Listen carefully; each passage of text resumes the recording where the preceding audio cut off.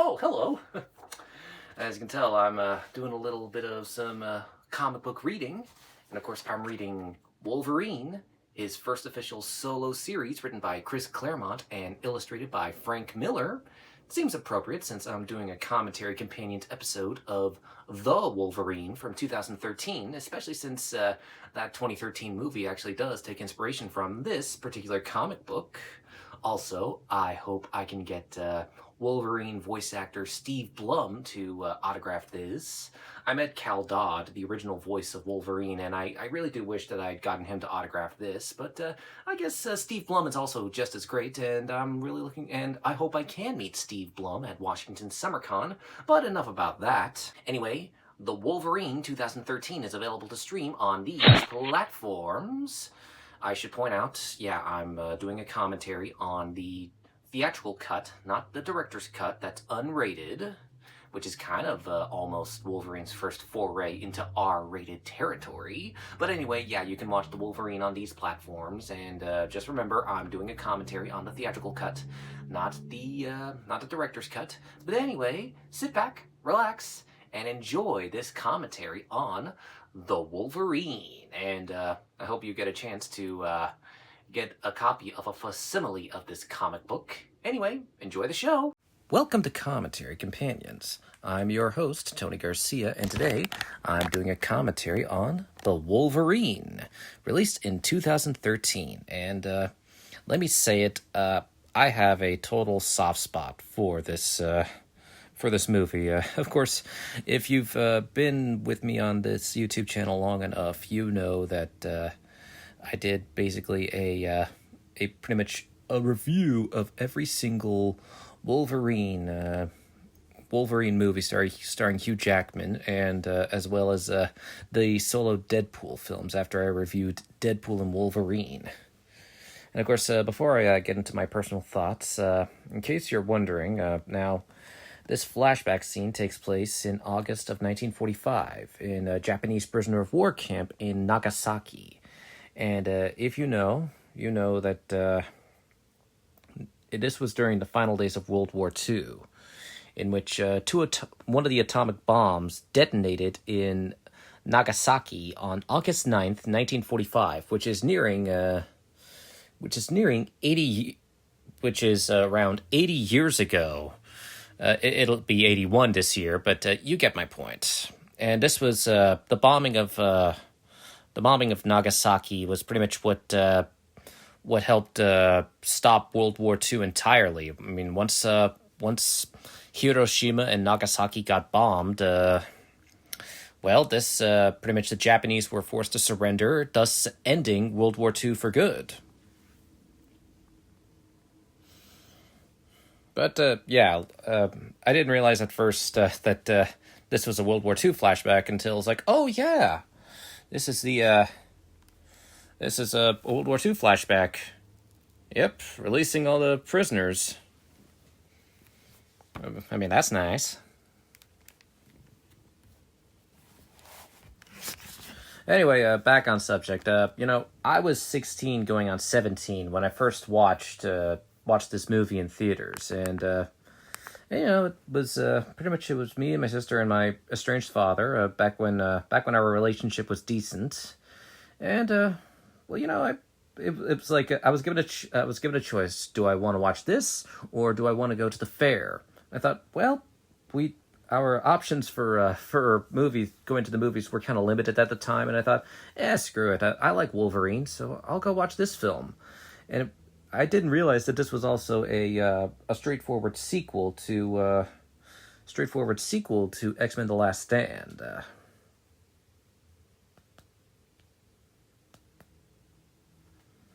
Yes, about to commit Hara Kiri, the ritualistic Japanese suicide, for when a Japanese warrior fails in their mission, they logically decide to pretty much impale themselves with a katana, and in a very brutal manner, and pretty much do it in order to they commit this ritualistic suicide in order to in the hopes of finding honor in the next life. That was their beliefs. And yeah, I know I should. I know I'm probably gonna get demonetized for saying that on YouTube, but it's important information. And it's like now you know what Hara Kiri is, and knowing is only half the battle. And yep, that's the bomb. That's some. I may as well look it up. What was the name of the atomic bomb dropped on Nagasaki? Yeah, the bomb that's striking Wolverine and Ichiro is the Fat Man, and Wolverine's taking the brunt of Fat Man. It actually is a very cool way to start the film with a flashback of Wolverine and Fat Man. And yeah, this is pretty brutal for a PG-13 movie, which I seriously admire. But yeah, I think now 2013, as I said in my review, was an interesting year for superhero films because you see, not only was the Wolverine released, we also had Kick-Ass 2, and we also had Iron Man 3, we had Man of Steel, and then we also had Thor: The Dark World. I don't really know much about how the reputation of Kick-Ass 2, but I do know that Iron Man 3 was divisive, and so was Man of Steel, and so was Thor: The Dark World. And as I said in my review, of the films released the superhero films released in 2013, I think the Wolverine was the best. Also, I was so surprised to see Famke Janssen make an appearance as Jean Grey, even if she is simply just a hallucination. Yeah, but it is nice to see her, and I do like that this, as I said in my review, I like that they reconcile with the controversial decision of Wolverine mercy killing Jean.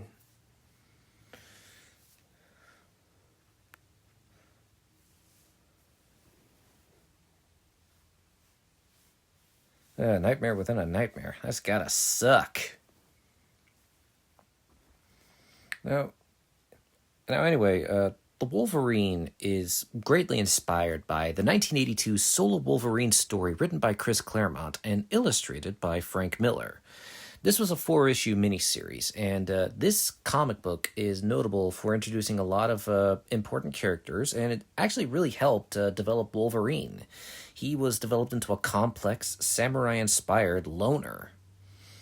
Now, this wasn't the first time that Claremont and Miller had collaborated together.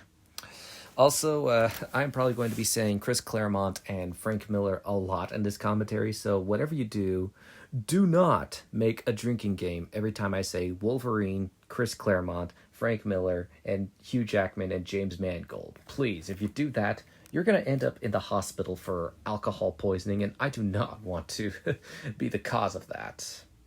Now, as I said, the Wolverine is not... Wolverine was not the first time that Claremont and Frank and Miller had collaborated together at Marvel. The first Marvel comic in which Chris Claremont collaborated with Frank Miller was in Marvel Team Up number 100 in 1980, which introduced the Vietnamese mutant known as Karma, and this comic had Spider-Man teaming up with the Fantastic Four. The original run of Marvel Team Up ran for 150 issues from March of 1972 to February of 1985. Spider-Man appeared in 140 out of these 150 issues. Wolverine only appeared in one issue of the original series, specifically issue number 117 in 1982, written by J.M. DeMatteis and illustrated by Herb Trimpe. And Herb Trimpe is best known for being the co-creator of Wolverine.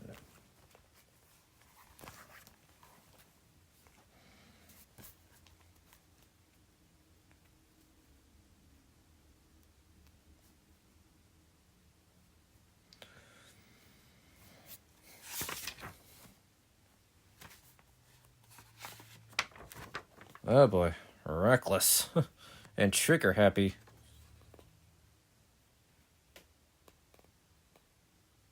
Nope.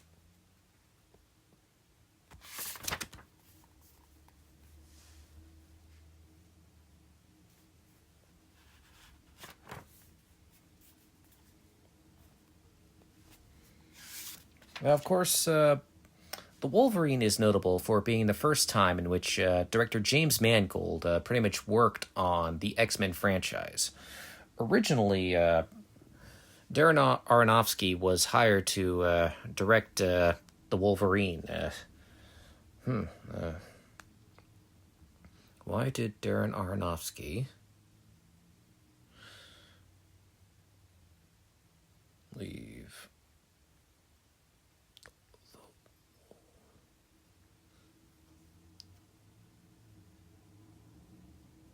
Now, the reason that Darren Aronofsky left directing duties for the Wolverine is because production required him to be in Japan and away from his family for nearly a year, which he was unwilling to do. He cited that it was a complicated time in his personal life, involving a divorce, and he preferred to not leave New York. I have a lot of mixed feelings about Darren Aronofsky. I think it's mainly some of his. So I'm not a big fan of his movies. I'm not a big fan of his movie Noah, even though I've never seen it. And it's just that, I find his movies to be too depressing.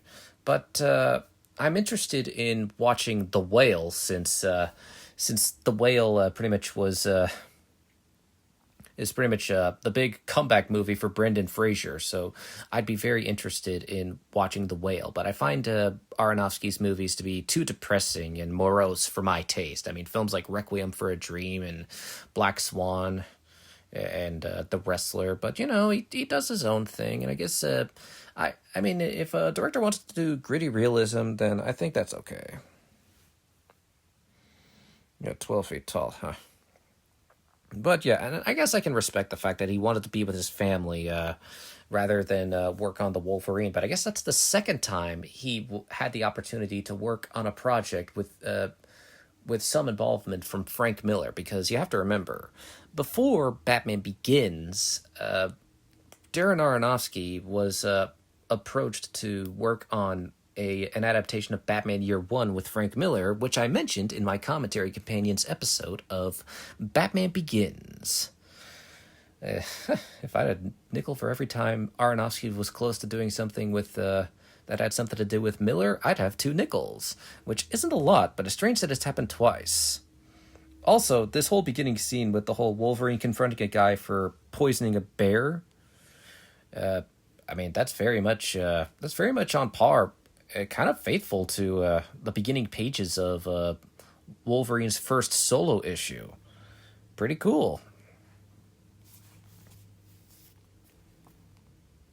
Yeah, where'd I find it? Bub.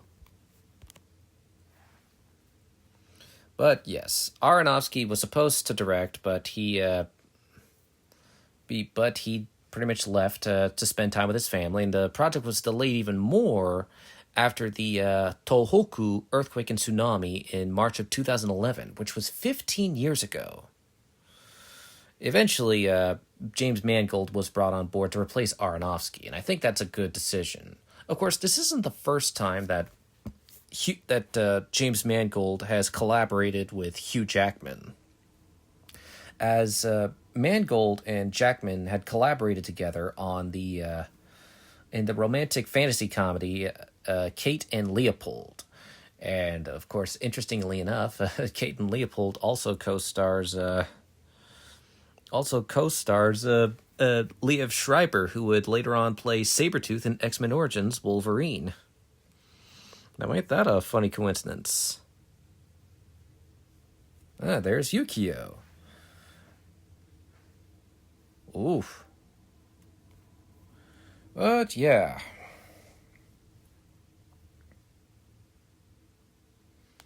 Yukio made her comic book debut in the first issue of Wolverine. Now, isn't that interesting?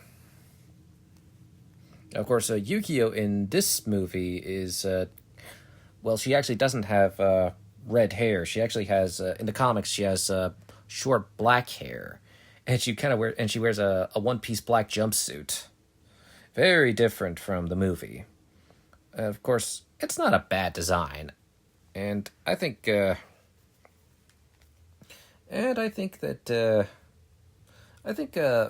Fukushima does a great job. Pretty much does a great job playing Yukio, and I have to give Fukushima credit. This is not only her debut film. This is also her first English language film, and this is a funny coincidence. Rila Fukushima would later on play Tatsu Yamashiro, aka Katana, in 6 episodes of Arrow.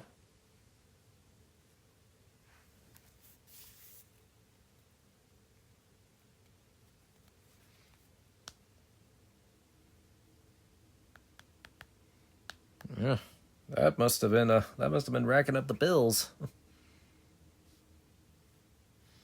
Yeah, does that name ring a bell?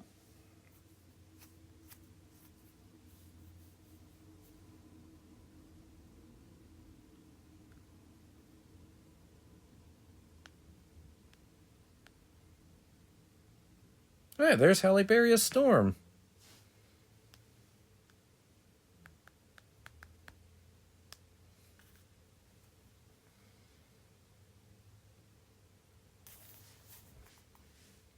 Yeah, busy.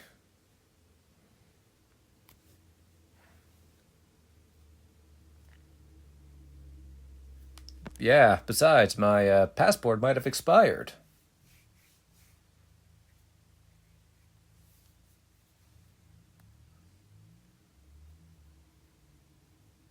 Roll credits. Ding!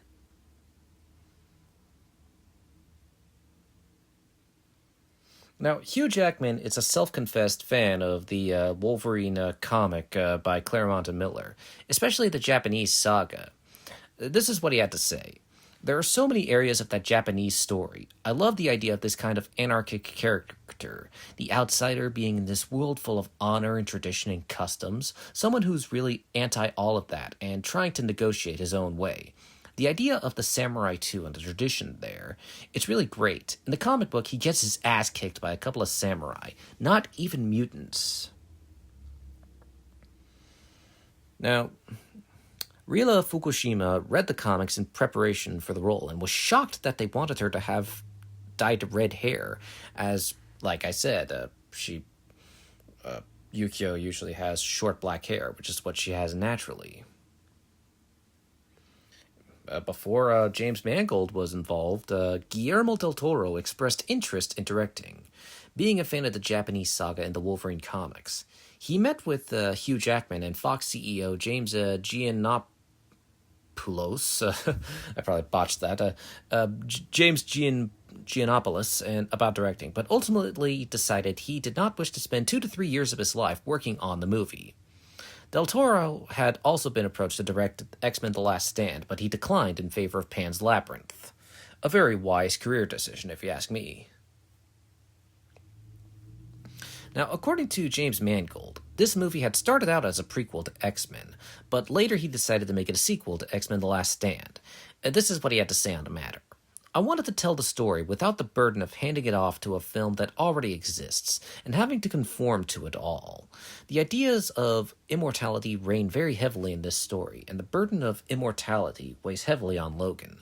For me, that's such an interesting part of Logan's character that is nearly impossible to explore in a prequel. Ah yes, Wolverine on a plane. What could possibly go wrong?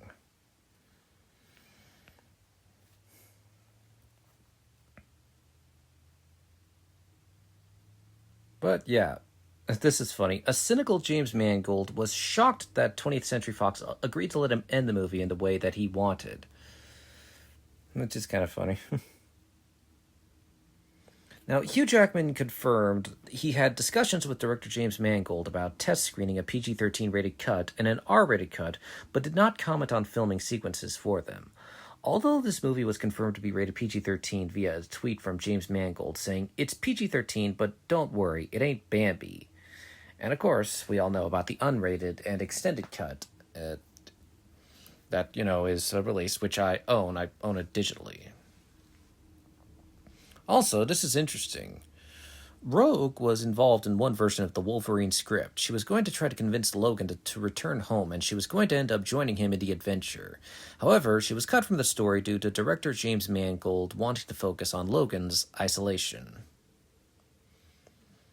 Also, give Rila Fukushima credit. She spent a month of training in preparation for this movie, doing basic muscle training and working with swords, which is pretty admirable.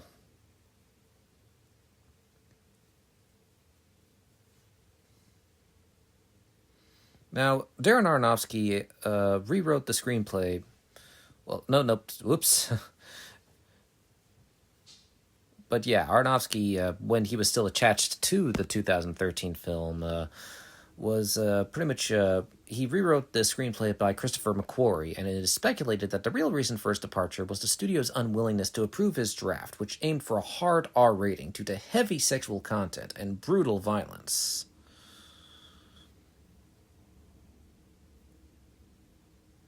Now, The Wolverine was filmed over a 17-week shoot, with 13 weeks filmed in Australia and 4 weeks shot in Japan.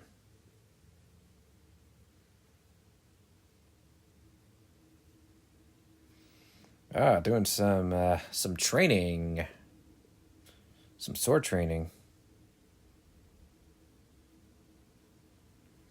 Now, David Leitch, who would later on direct Deadpool 2, as well as the John Wick films, says the stunt work in this movie is grittier and grounded in reality, in contrast to the previous movies. They decided to tackle more of the stunts using practical means and not rely as much on post-production CGI.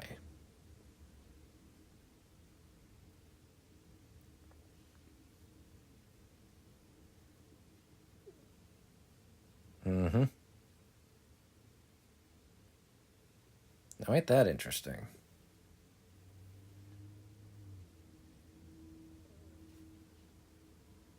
There he is. Totally doesn't look suspicious at all. I mean, no one would ever suspect a dying old man.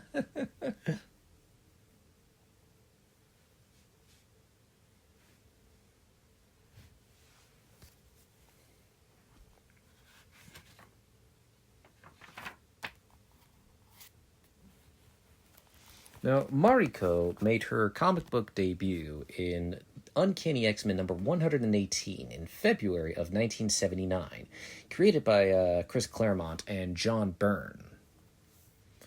And also, what I didn't know was that the Wolverine was also the debut of Mariko's actress, Tao Okamoto. And not only that, this was Okamoto's first English language film. I didn't know this at the time, but it was quite interesting. Who's the caveman? Okay, Logan, it's time for a bath and a shave. And the two ladies are like, well, we got our work cut out for us.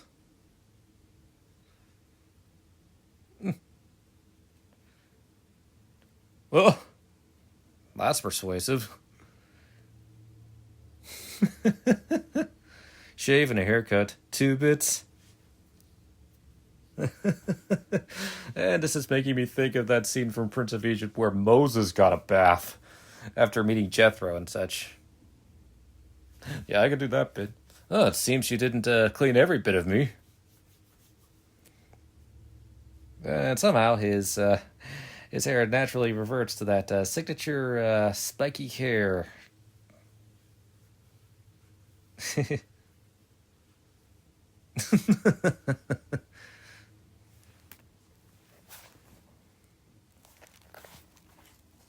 Okay, I'm hoping I'm able to pronounce this more correctly and respectfully, because like I said, I'm not an expert in Japanese language, so I apologize for that. Hello, nurse.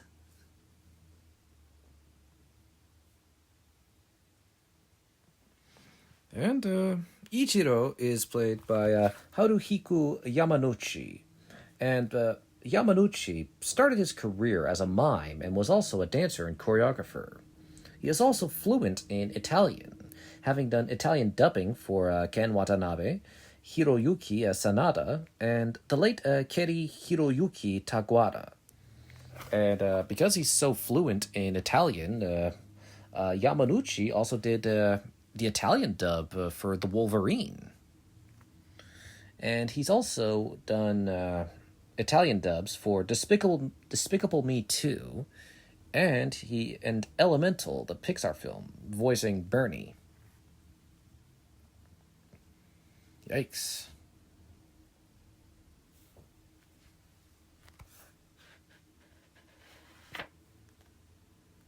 Now, I don't want to say too much about Ichiro Yashida, so I'll save the spoilers for a bit later, if that makes sense.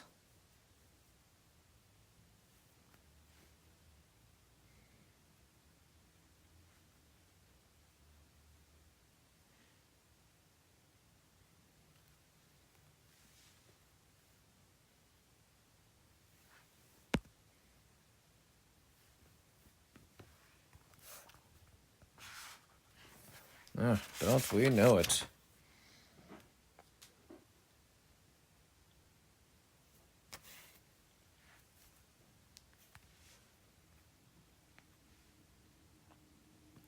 Now, originally, the mutant samurai Psylocke was going to be in this movie, and Priyanka Chopra Jonas was considered for the role, but she was eventually written out of the script.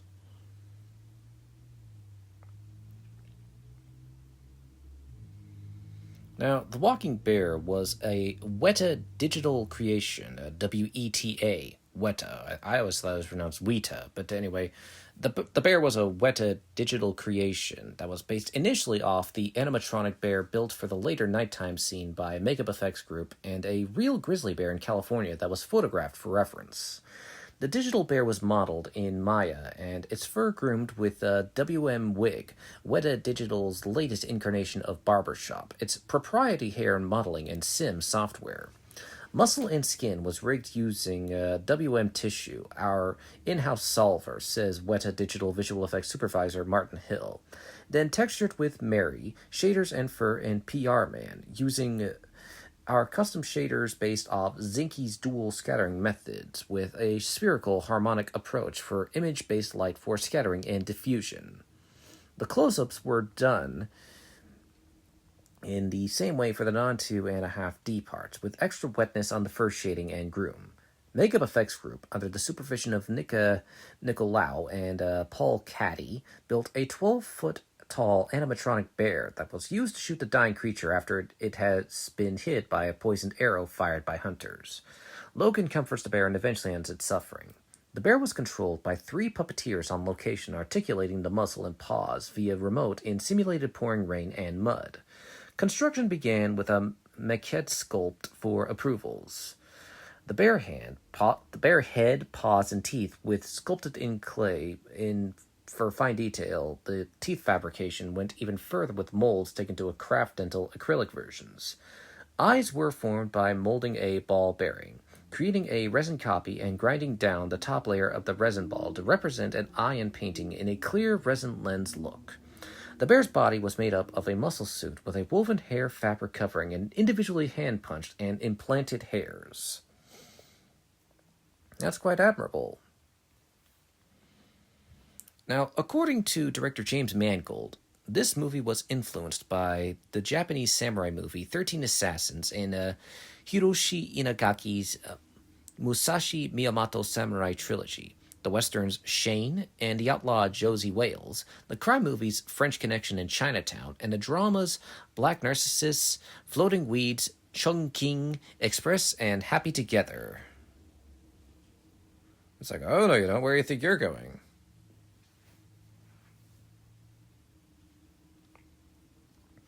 Now, not only is The Wolverine the first movie to have an extended version on its Blu-ray release, it's the first X-Men movie, in fact, the first Fox Marvel movie to be released in 3D and IMAX.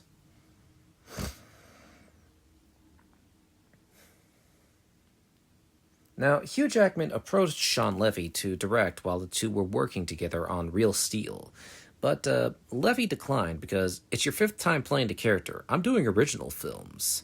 Levy regretted the decision, but ended up directing Deadpool and Wolverine, saying, "When the opportunity came around again, thank God I was older and wiser enough to jump at the opportunity."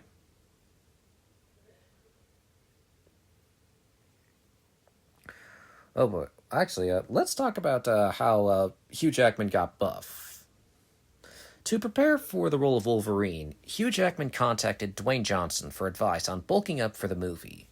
Johnson suggested Jackman could gain a pound a week over 6 months, 24 weeks to be exact, by eating 6,000 calories a day of an awful lot of chicken, steak, and brown rice. And I think it works.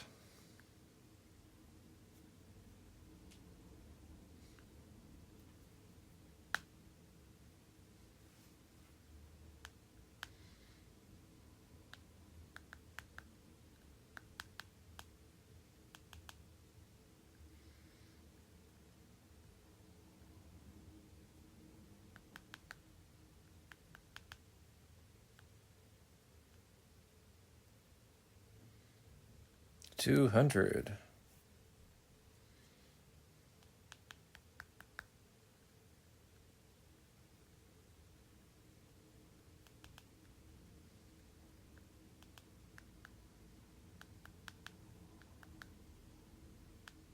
Yeah, come here!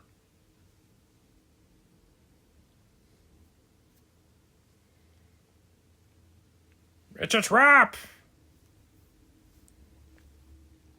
Now, Viper is played by Svetlana Kolchenkova, and the Russian actress started acting in 2003. Her first official English language film was Tinker Tailor Soldier Spy. Now, isn't that interesting?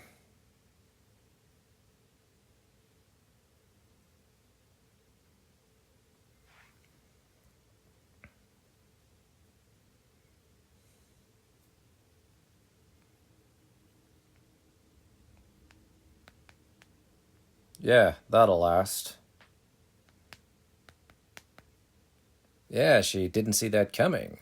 I should also point out that in the comics, Yukio is not a mutant. Remember that now.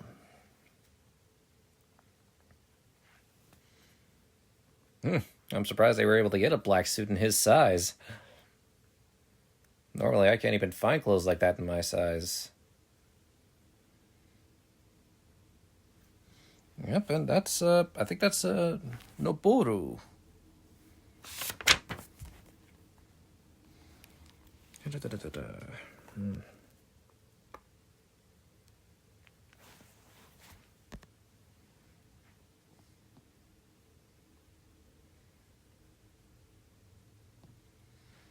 Oh, you're looking fine, Madam Viper.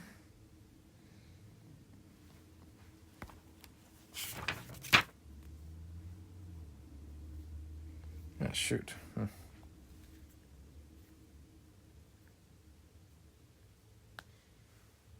Oh, yes. There's Kenoichio.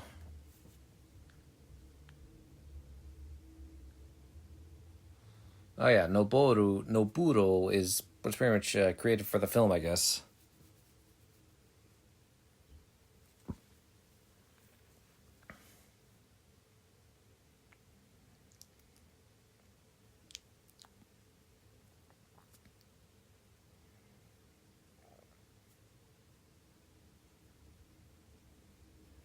Yep.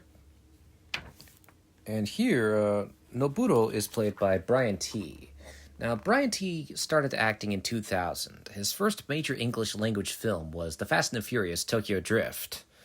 And I feel like he also played Shredder in Teenage Mutant Ninja Turtles Out of the Shadows, and I'm going to say it, his character was totally wasted.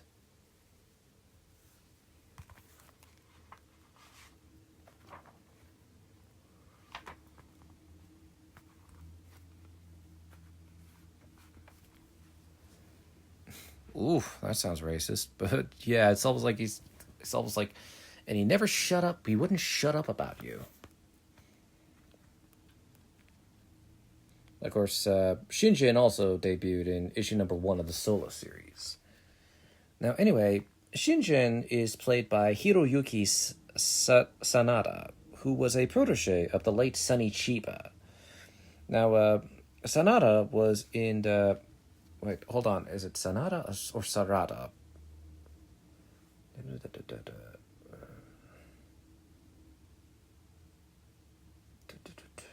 Oh yeah, Sanada. Okay, I was saying it right. Sanada was a protege of the late Sonny Chiba.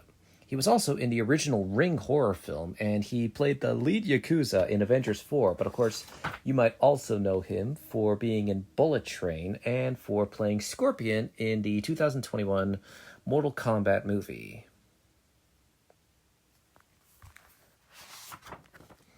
Now in the comics, Kenichiro Harada is the illegitimate bastard son of Shingen, making him Mariko's half-brother. He's the original Silver Samurai, having debuted in Daredevil number 111 in July of 1974, created by Steve Gerber and Bob Brown. He started off as a villain, but eventually became a hero, even joining Big Hero 6, and of course, in the comics, he's a mutant. Now, Kenichiro's actor Will Yun Lee started acting in 1997. His first major English language film was Die Another Day, which coincidentally co-stars Halle Berry.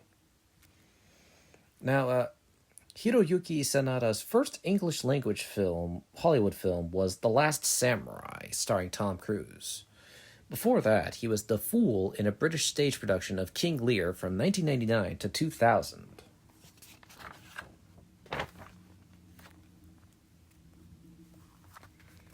It's like, whoop, surprise! It's like, not very subtle.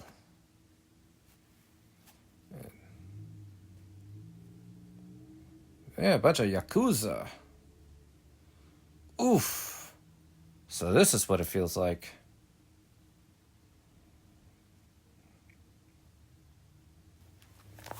It's like, let me go!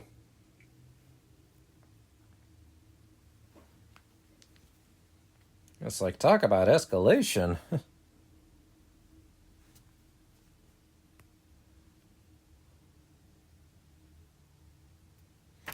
Now, Hugh Jackman said that with this movie, he finally achieved the physique that he always envisioned in his mind that Wolverine should have.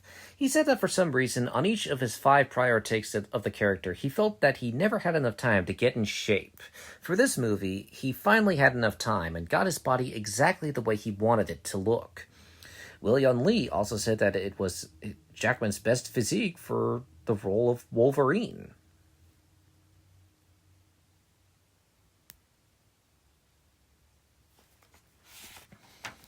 Alright, now, I guess I'll talk, as I mentioned in my review, Madam Viper, or Dr. Green, is inspired by Madam Hydra, but due to rights issues, the name and affiliation of Hydra couldn't be legally used as mentioned.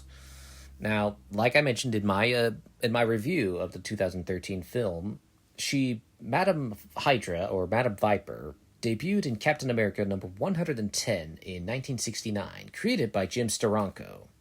Madam Hydra first confronted Wolverine and Rogue in Uncanny X-Men number 173, written by Claremont and illustrated by Paul Smith.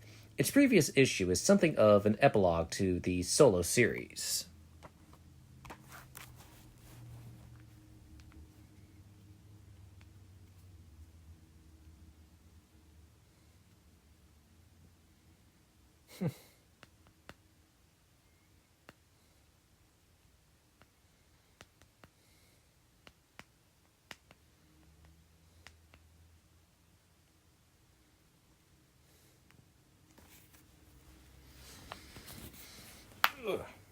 Mariko, you in danger, girl.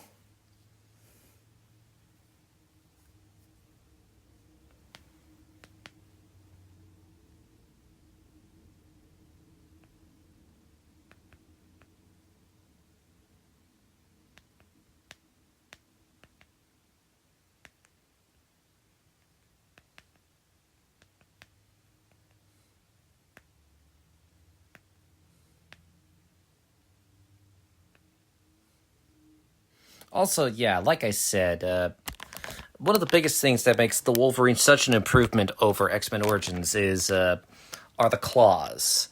Like they look much better in the 2013 film over the 2009 film, and it clearly looks like the visual effects people had much more time to work on the claws, and they look much more realistic and better, at least in my opinion. And I think most fans would agree.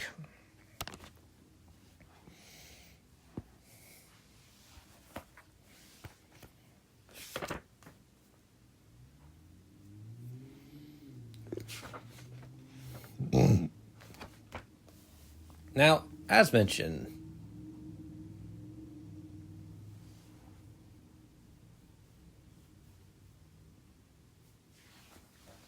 anyway, The Wolverine was co-written by Mark Bomback and Scott Frank.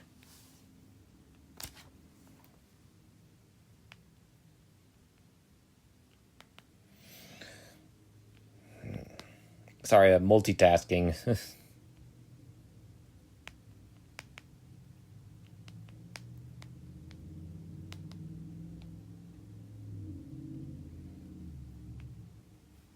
Anyway, Mark Bomback has written Live Free or Die Hard, Race to Witch Mountain, did uncredited work for Rise of the Planet of the Apes. He wrote the Total Recall remake, Dawn and War for the Planet of the Apes, Insurgent, and he did uncredited work for 50 Shades of Grey, Logan, and the 2017 remake of The Mummy. Now, Scott Frank has written for The Wonder Years, Get Shorty, Out of Sight, Minority Report, Marley and Me, Shameless, and he would collaborate with Bomback and Mangold on Logan.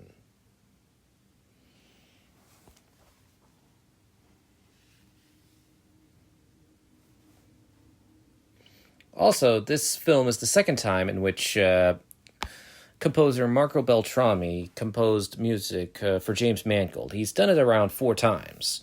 The first collaboration was 3:10 to Yuma, earning Beltrami his first Oscar nomination for Best Score. The Wolverine was Marco Beltrami's second Marvel movie after Blade 2.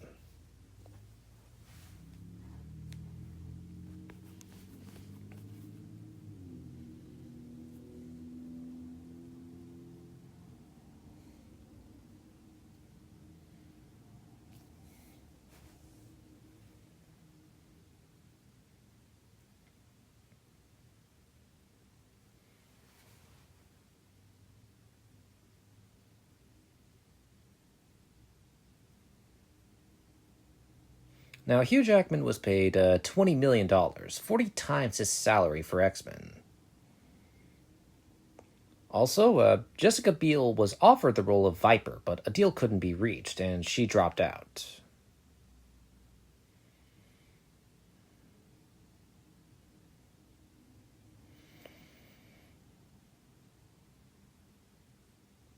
Now, Elora VFX crafted the healing shots using complex tracking, CG, and compositing solutions, as well as growing back Wolverine's signature hair.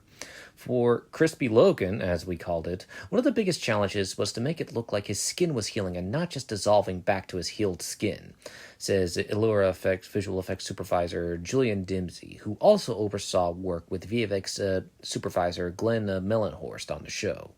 Practical makeup effects for Logan's burns were created by Makeup Effects Group under the supervision of Nicolau and Paul Caddy.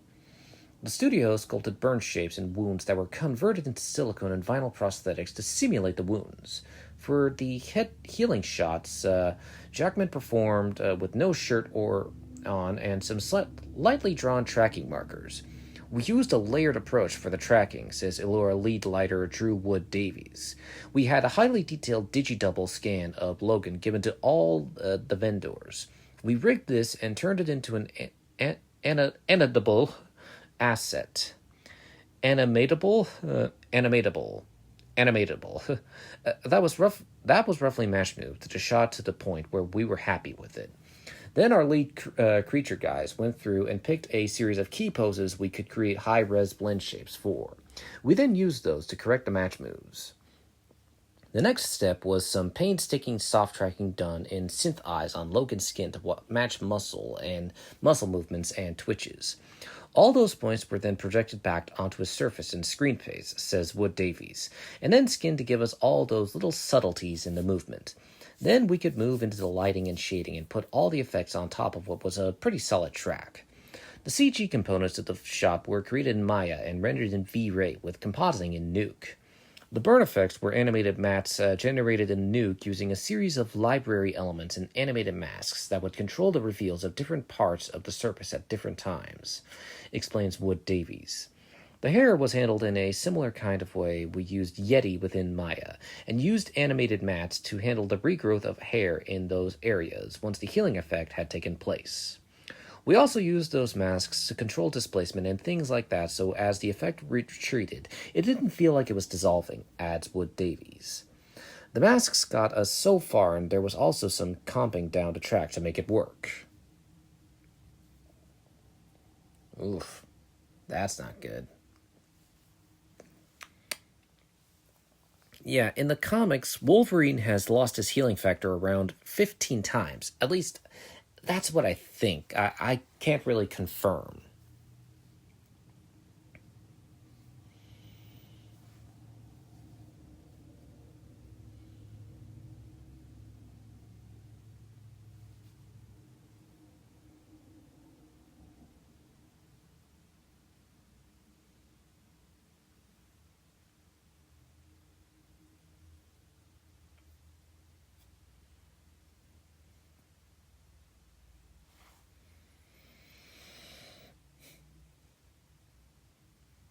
No, shit.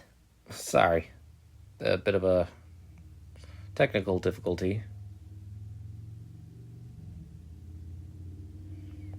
It's like, before we get started, does anyone want to back out?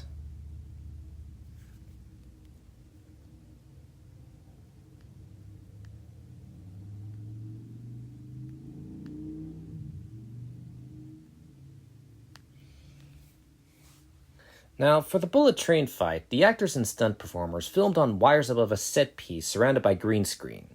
The moving background came from filming on an elevated freeway in Tokyo. The visual effects artists got the background by filming with a rig and 8 Red Epic cameras angled at 45 degrees. Filming at 60 kilometers per hour, the footage was then sped up to 300 kilometers per hour, which is pretty cool. It's kind of cool knowing that we have another Marvel superhero in a second outing doing a train fighting sequence. I mean, there's, of course, Spider-Man 2. I mean, the train sequence in that film is pretty much iconic. And I'd say this bullet fight train sequence is also great. In fact, I almost want to do a poll. It's like, which train sequence is better? Which train fight?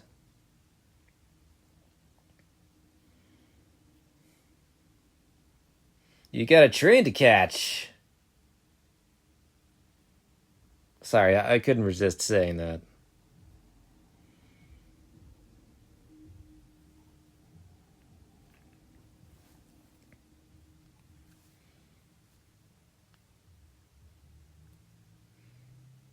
Whee!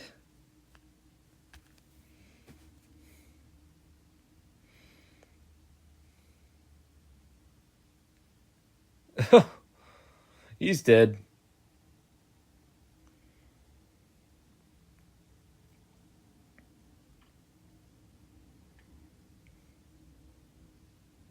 Oh yeah, the Wolverine is the second Marvel movie for Will-Yun Lee. He previously played the villain Kiriki in Elektra. The character Kiriki is also a ninja, since he does not appear in the traditional black suit in the movie.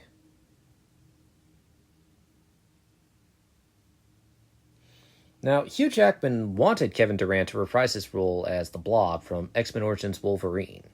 Durant recalled, "He really wanted me to come back and do the next Wolverine, and the Blob was going to be the sumo wrestling champion in Japan, but it never panned out."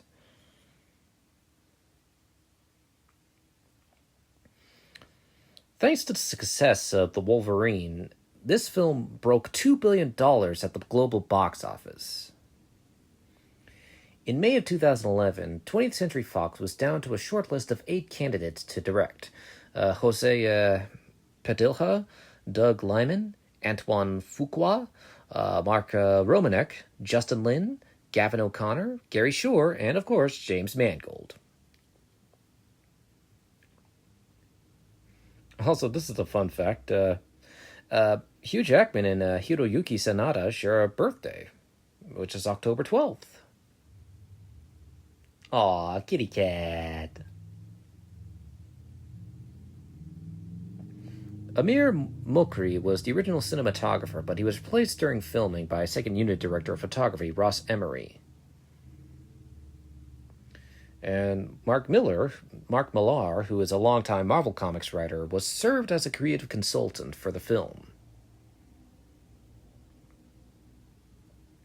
Also, The Wolverine is the first X-Men film that does not feature the word X-Men in the title. The reason Tal Okamoto eagerly signed on for the film was because she had a huge crush on Hugh Jackman. Go figure.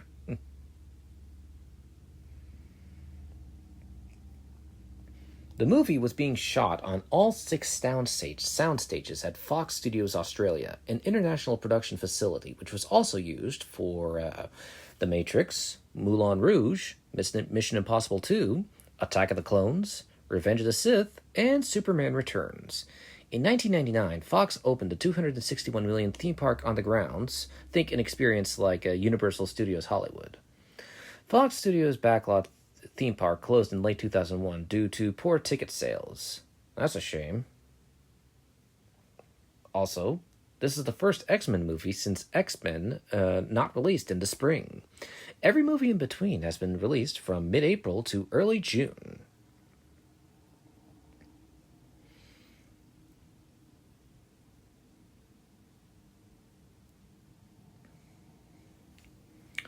Now, producer Lauren Schuler-Donner approached Simon Beaufoy to write the script, but Beaufoy did not feel confident enough to commit. Now, Hugh Jackman had to go on a big physical regimen to get back into Wolverine's shape. For his previous role as Jean Valjean in Les Miserables, he had to drop weight to play the impoverished ex-prisoner.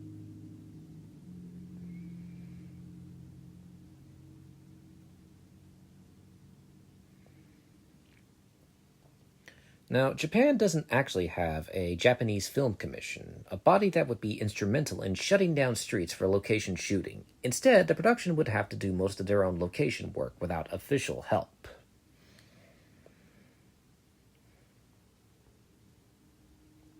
Most of the swords were actually made from bamboo, which made the weapons lighter and easier to wield for the actors and stuntmen.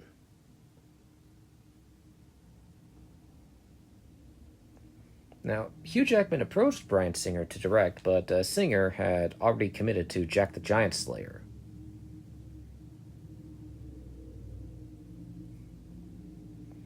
Also, technically, this isn't... Now, a lot of people know David Leitch best for directing Deadpool 2, but Deadpool 2 actually isn't the first time... is not the first time that David Leitch worked on X-Men as a director. Now, James Mangold had to temporarily drop out of filming for a few days due to a bout of food poisoning. David Leitch, who was the second unit director, took over for directing. And thus, The Wolverine became the first official X-Men related movie that David Leitch ever directed.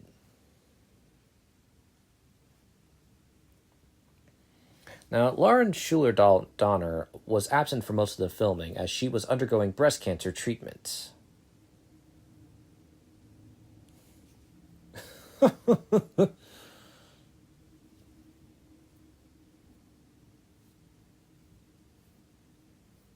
Oh, he's nervous.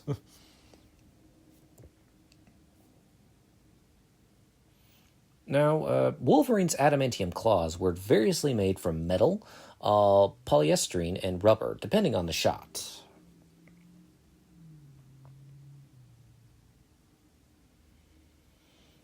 Cary Joji Fukunaga was approached to direct, but he declined in favor of No Blood, No Guts, No Glory, which he ended up departing after development stalled. Now, isn't that ironic? And other directors that were on the shortlist in 2010 were Tony Scott, Matt Reeves, Catherine Bigelow, Timur Bekmambetov, and Daniel Espinosa. Bigelow had been attached to direct an X-Men film in the early 1990s, with Bob Hoskins cast as Wolverine.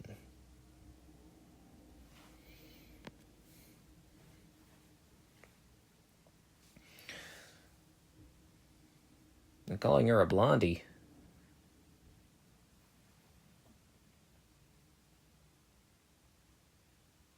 Oof, the kiss of death. Bitch. Now, Wolverine's claws were redesigned for this movie. The older version was a straighter design, but the new claws have more cuts and angles to them, allowing them to reflect light and easier. Also, the claws come out of the hand lower towards the palm, which makes more sense from a scientific perspective. The older claws came out a bit beyond the knuckles. The new claws appear like they come out from in between the fingers, which means they could retract straight back into the forearm, which does sound painful. You were saying?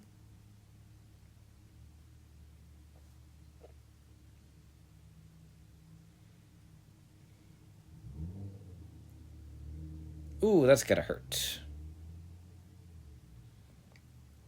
Now, this movie was scheduled to be released in Japan in mid-September, more than a month after its worldwide release.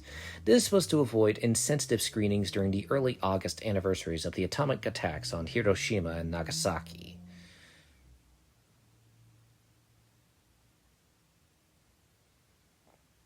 According to Hugh Jackman, Wolverine being surrounded by death while being unable to die due to his healing factor is a major theme in this movie.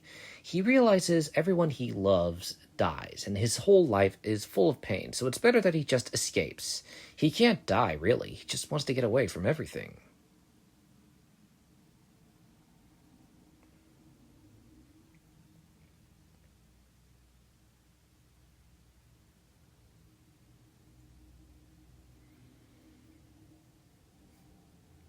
Also, yeah, this is interesting. The receptionist and owner of that hotel pets her cat behind the front desk. In Japanese culture, it is called a maneki neko, beckoning cat, a good luck charm used for all who enter an establishment.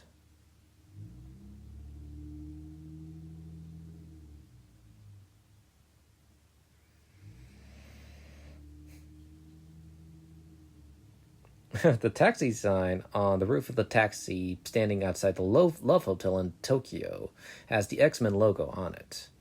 The Love Hotel is called Liyumi Hotel or Good Sweet Dream Hotel.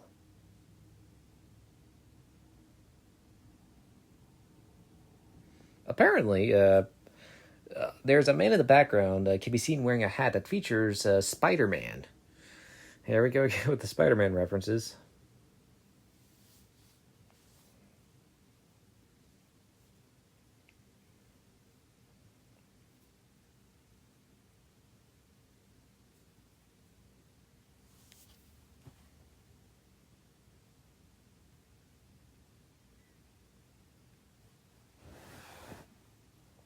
Ex-boyfriend.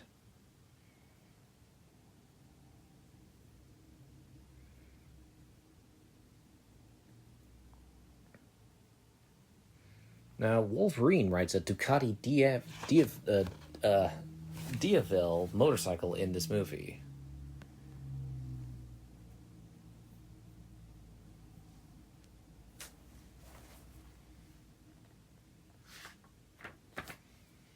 Let's see.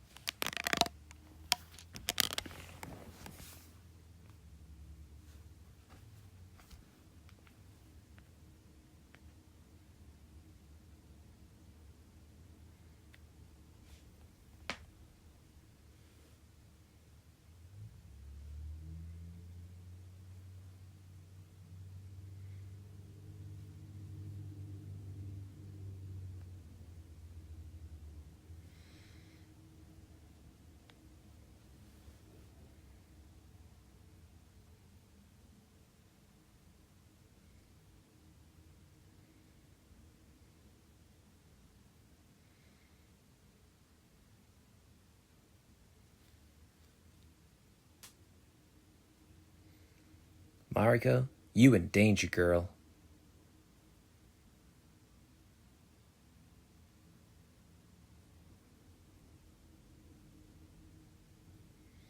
Also, it's funny that she said 3 days because Famke Janssen filmed her Jean Grey cameo in 3 days. And this is what Hugh Jackman had to say. There's no doubt that the most important relationship in his life is, we've seen throughout the movies, is his relationship with Jean Grey. Yes, we saw her die at the end of X-Men The Last Stand, but in this movie she has a presence which I think is vital to the movie, particularly for which confronting the most difficult thing within himself.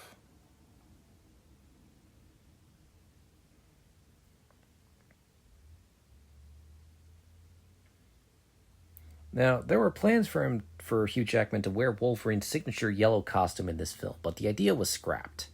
And while the extended cut doesn't feature it, there's a deleted scene in which Yukio gives Logan a box with the yellow mask and gloves in it. And, Logan's not impressed with it. But eventually it would all pay off as later on Hugh Jackman would wear that iconic yellow suit in Deadpool and Wolverine. Now, Famke Janssen was genuinely surprised to be invited back to play Jean Grey, given that her character has died twice in 2 X-Men movies, and trust me, I share her surprise.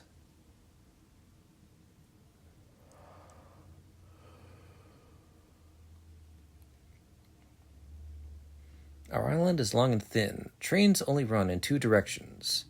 I assure you, Lord Shinjin, my officers are making every effort, then they're idiots. You've wasted enough of my time.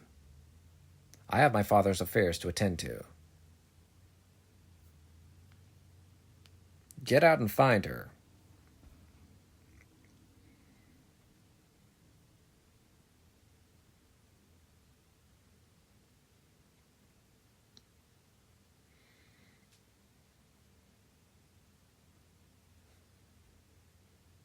Soon.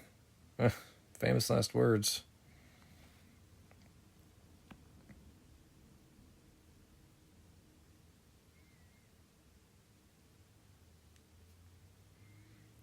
Oof. Trust me, I know what that's like to shave and say, like, oh, I cut myself. Ouch.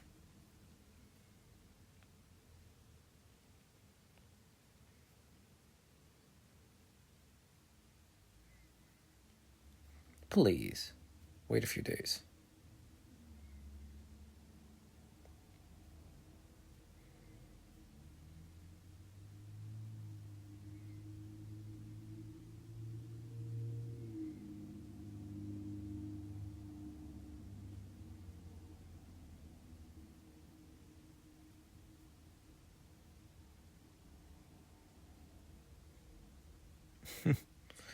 Okay, it's only for a few seconds, but Hugh Jackman said that for his shirtless scenes in this movie, he wanted to look as ripped and cut as possible. So he adopted a dehydration diet used in bodybuilding, where he did not consume any liquid for 36 hours before filming his shirtless shots. He said it made him feel headachy and faint, but he was pleased with the results, as dehydrating tightened everything up and gave him the exaggerated muscle definition and vascularity that he wanted to show in his shirtless scenes.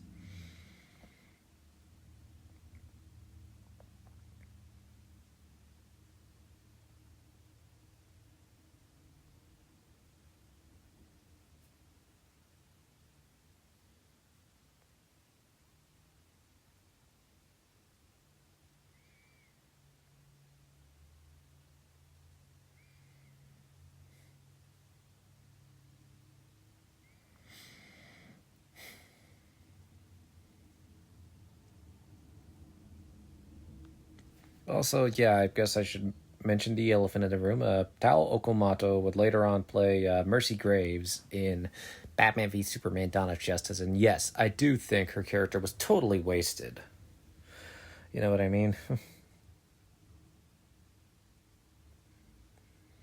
Now, Jessica Henwick and Katie Leung were considered for the role of Yukio, and of course, later on, Jessica Henwick would star in Iron Fist, playing.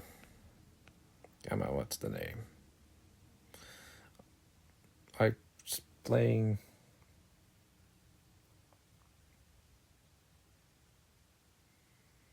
Playing Colleen Wing.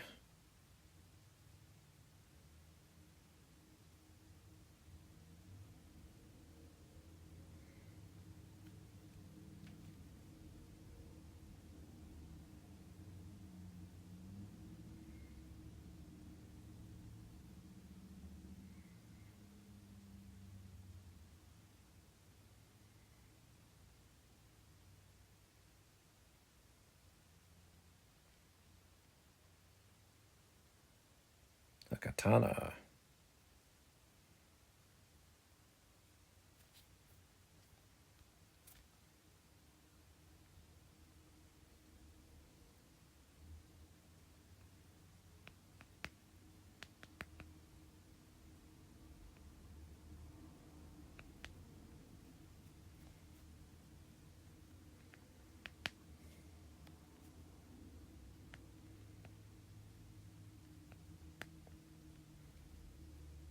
This totally won't come back to bite me in the ass.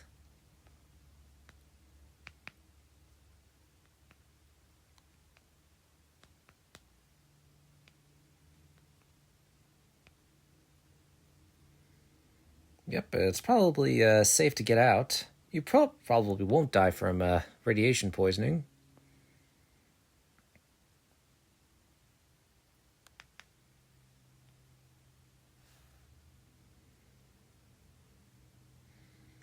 Oof. Pretty gruesome. He's like, well, shit.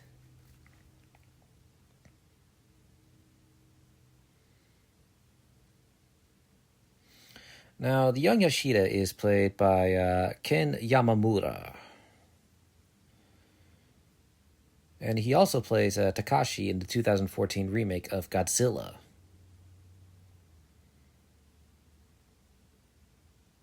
He was also in the Tetris movie playing Minoru Arakawa.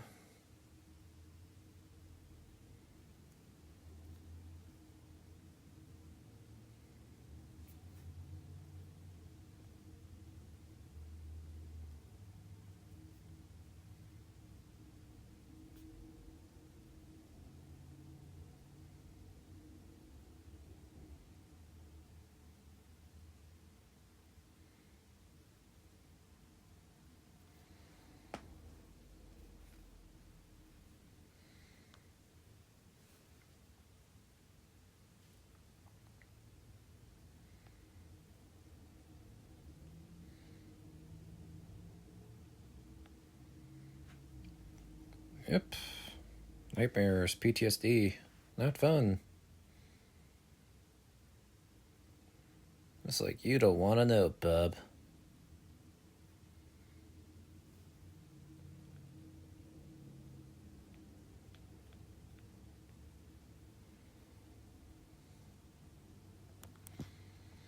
Now, with the idea of Rogue being in the film at one point, I do wonder if they would have gotten Anna Paquin to reprise her role. It would have been nice, you know?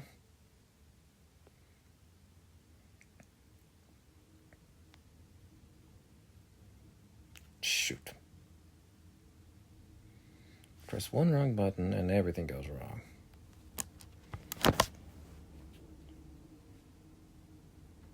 Forgot the name of what a Japanese robe is. Oh, it's nice kimono. Nice kimono, Mariko.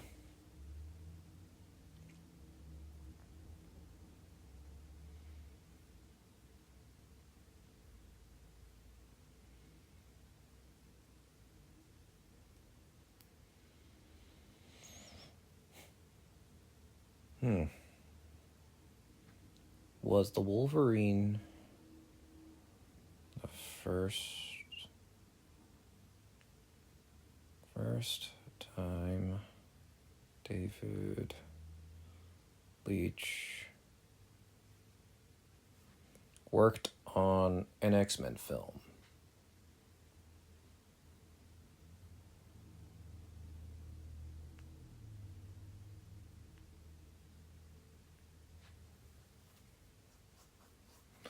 Well, actually, no. The Wolverine was not David Leitch's first time he worked on an X-Men film. His first involvement in the X-Men series was as an action coordinator on X-Men Origins Wolverine.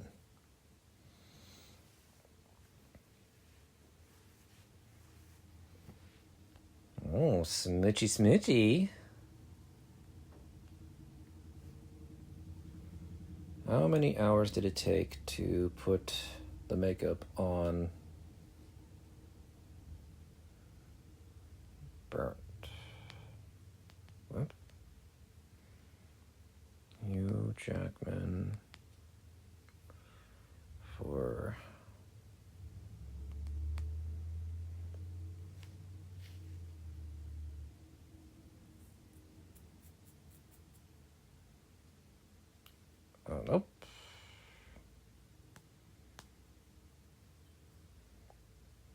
So, yeah, like I said, this is during the 3-day shoot.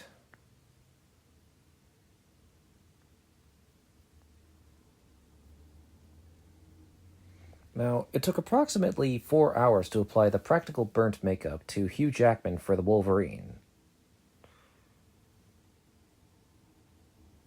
Yeah, careful, you could have accidentally stabbed Mariko's arm. Anyway, here's some details on the burn makeup. The look was achieved using full torso prosthetics, incorporating layered silicone and latex to simulate charred skin, blisters, and cracked flesh. The makeup was topped with ash and hand painted, with minimal CGI used only to enhance the smoke and motion rather than create burns.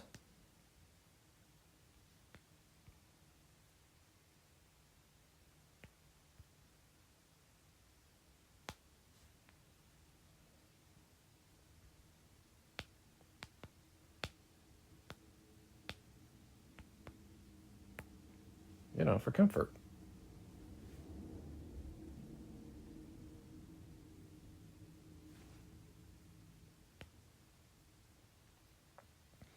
Anyway, the makeup was topped with ash and hand painted, with minimal CGI used only to enhance the smoke and motion rather than create the burns.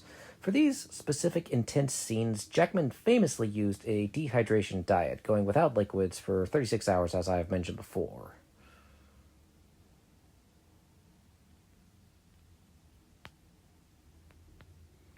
Of course, Kusiru is Japanese for Wolverine.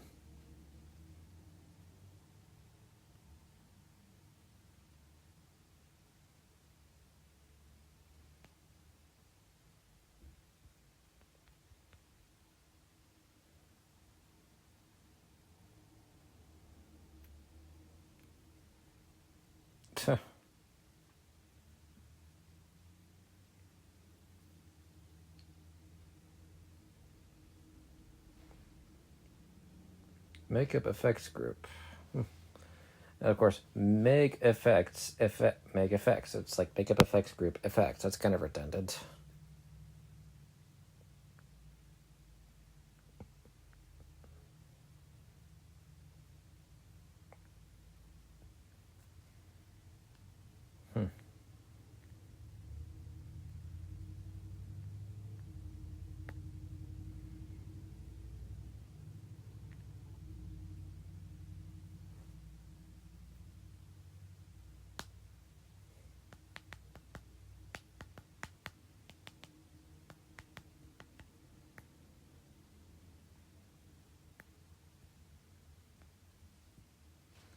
Foreshadowing for 2017.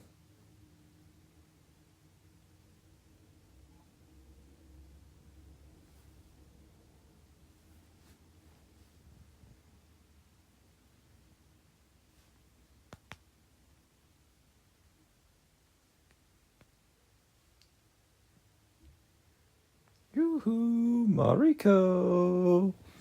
Where are you?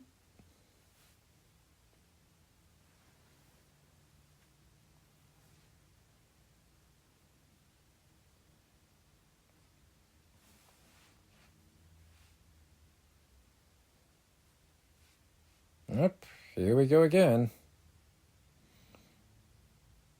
Oof. It's probably not good for the legs. He's gonna do a superhero landing.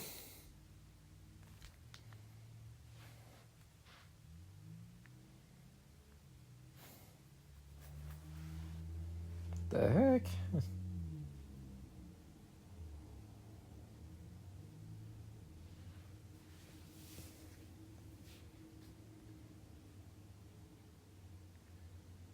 Ooh, he's mad.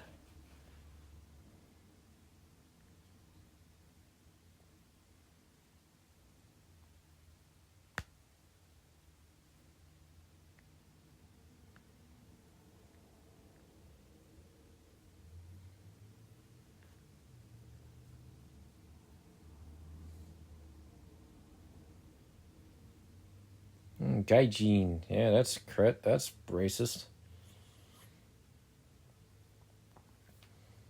Now, makeup effects group has done makeup for Send Help, Bring Her Back, Mad Max Furiosa, Talk to Me, 3,000 Years of Longing, Mortal Kombat, Ghost in the Shell, Pirates of the Caribbean 5, Mad Max Fury Road, I, Frankenstein, The Hobbit, and as well as Prince Caspian and Charlotte's Web, The Lion, Witch, and the Wardrobe, and a lot of the Matrix films. And going all the way back to Mighty Morphin Power Rangers, Babe, and Critters 2.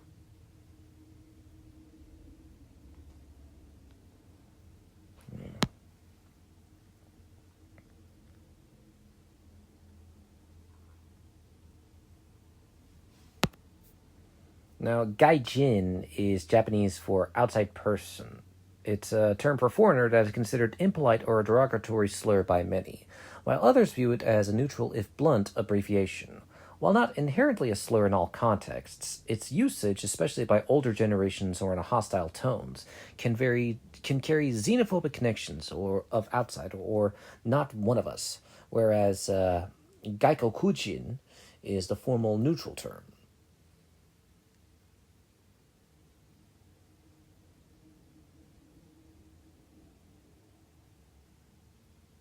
Of course, some people argue it's simply a convenient, shortened, and non malicious term for foreigner, particularly among younger people.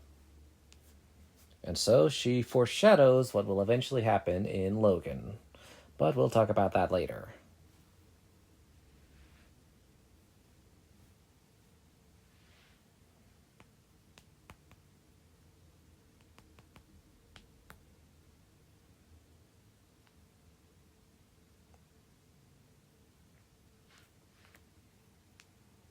That's what a lot of overconfident people say.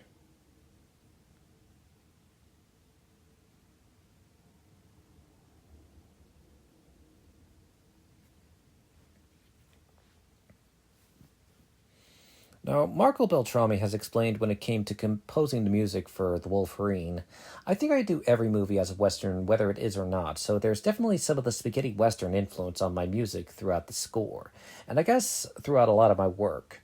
I wouldn't say there was a particular movie that influenced me more than something else. There was nothing that I was trying to mimic or anything. I think the last thing that Mangold and I wanted to do was Japanese music associated with Japanese places. There's a reference. I do use Japanese instruments, but not really in a traditional way. The score was performed by an 85-piece ensemble of the Hollywood Studio Symphony at the Newman Scoring Stage located at 20th Century Fox Studios.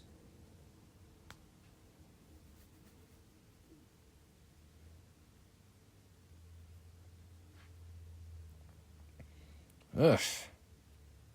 Adulterer.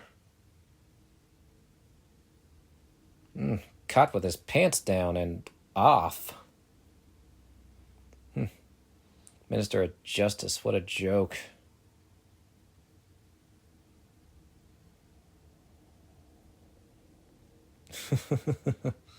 It's nice of Yukio to give her shoes back.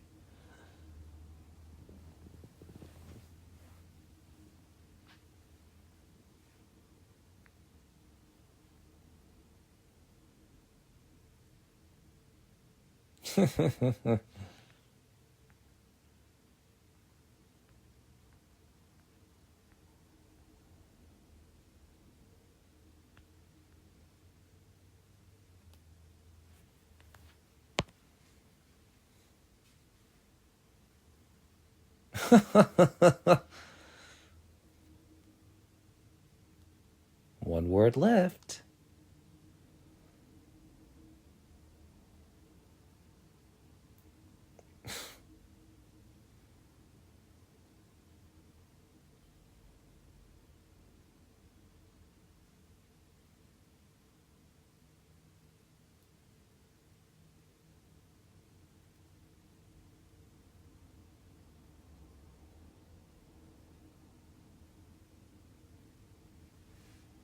Yeah, you lived rent-free in his head.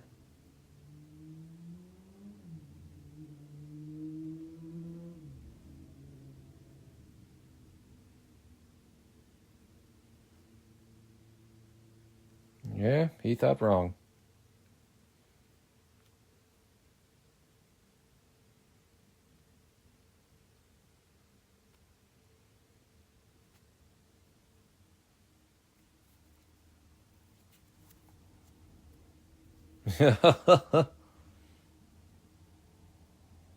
Yeah. Promises, promises. Bah.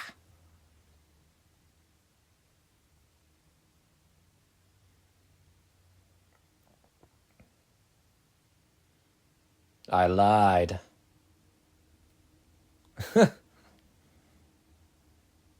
I think his back is or legs are broken. Yeah, that's actually a reference to the James Bond movie Diamonds Are Forever, where the gangster quips, "I didn't know there was a pool down there," after throwing Plenty O'Toole out of a window.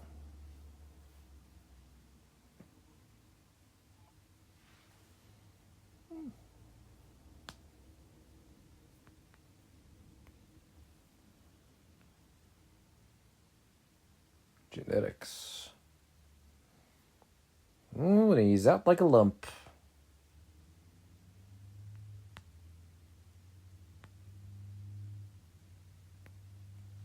Eyes, hair, talent,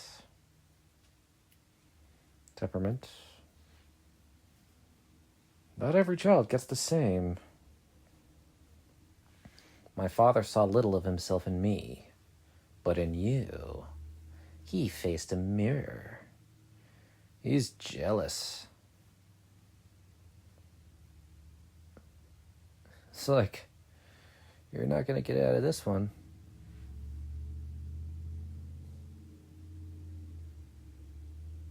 Oh, ninjas! How did you convince my father to award you control of Asia's largest corporation? You've gone insane. I'm just waking up. If you kill me, you will lose what little honor you have left. Oh, nice dodge. Fear not, Mariko. I don't want to hurt you. I want to help you. Help you end your pain with that mute of doing last week. I never wanted to die, Father.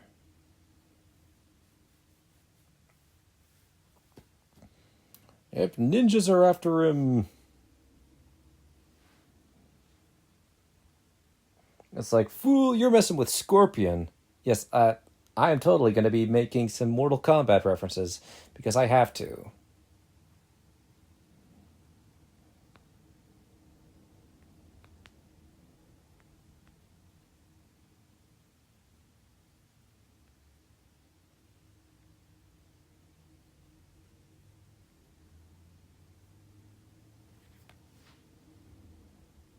Surprise! You know, she actually does a pretty... I didn't even know she was Russian, and her accent is actually pretty decent. I wouldn't think she was Russian for a moment. Uh-oh. Oof, that's gotta hurt.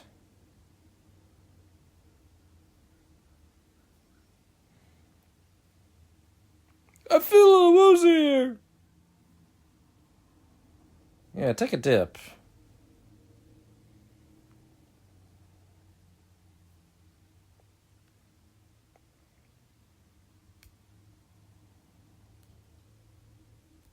That's a nice car.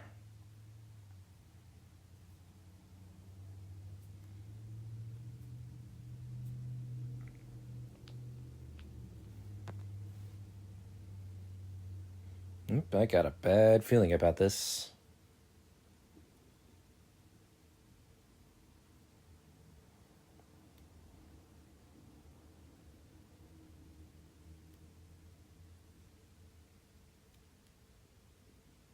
Come and get her. That's ruthless.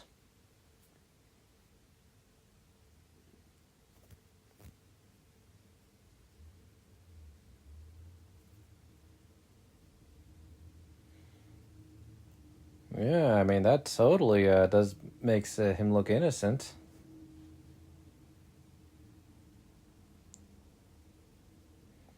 Kilometers.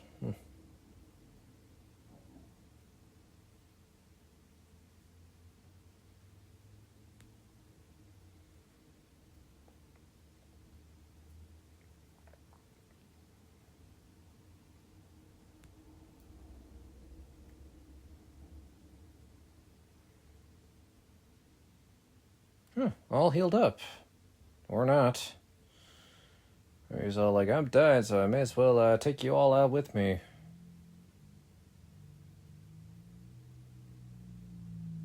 It's like, Shinjin, come to play. Shinjin, come to play.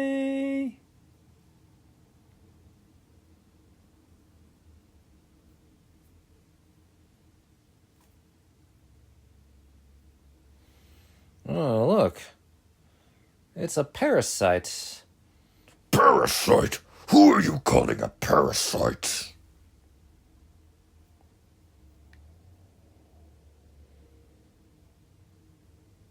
Surgery.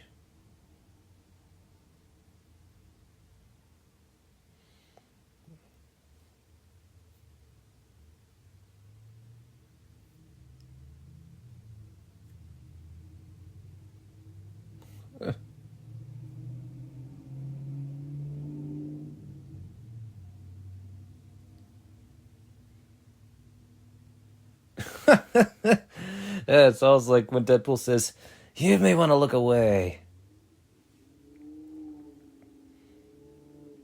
Oh, yeah, even his art's like, oh shit. Whoop.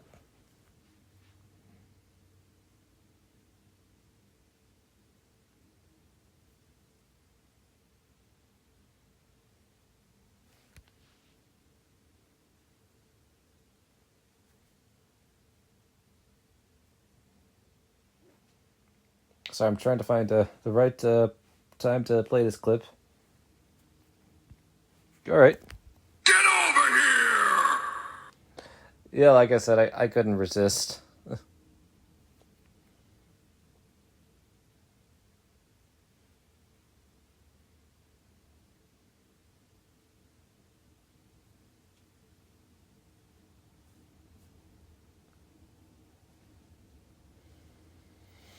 Oof. Oh, you got it. Nice.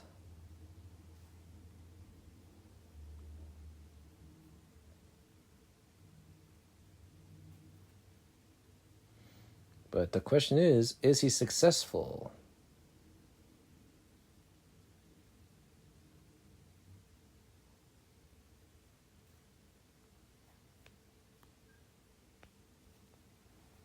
Get over here! Sorry, you just can't go wrong with that.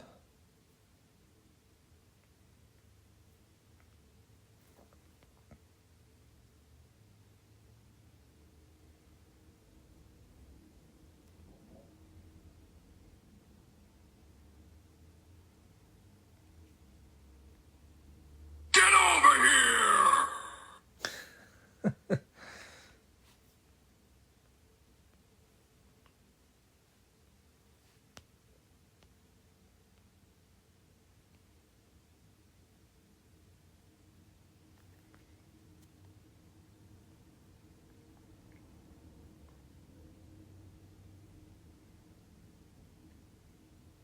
Finish her. New player has entered.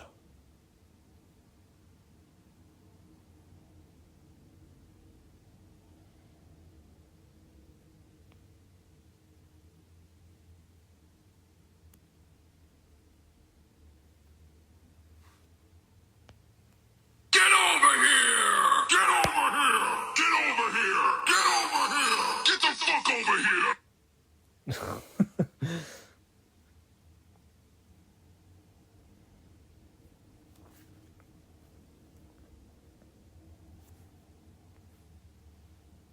Get over here!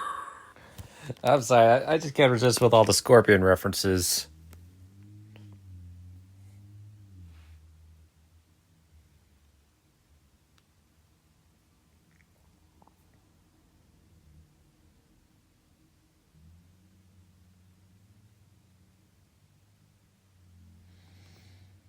Now, Yoshida gives Wolverine a samurai sword with 6 kanji letters engraved on it. These kanji read, never died, never aged, never destroyed. This is appropriate for Wolverine.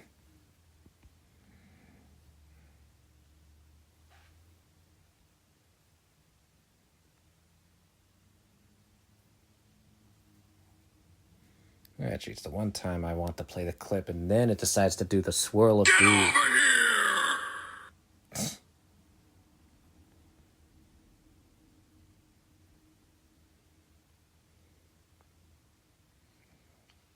Like a boss. Of course, Shinjin just can't get over the fact that he lost.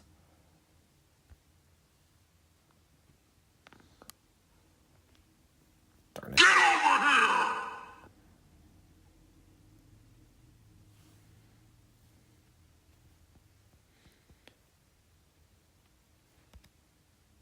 Wolverine wins. Flawless victory.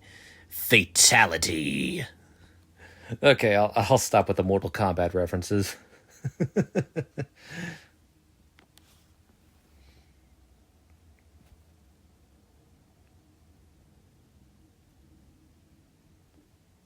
Yeah, 'tis but a scratch.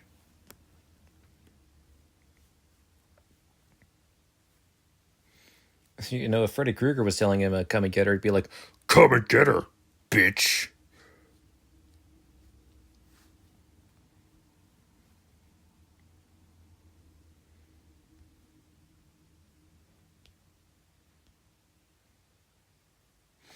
What I find interesting is that Logan refuses the name Wolverine until later on, when he finally declares it to Shinjin before killing him. This is an homage to the storyline Old Man Logan, where he renounced the title until the very end, when his enemies had slain his family. I mean, what else does he have to lose?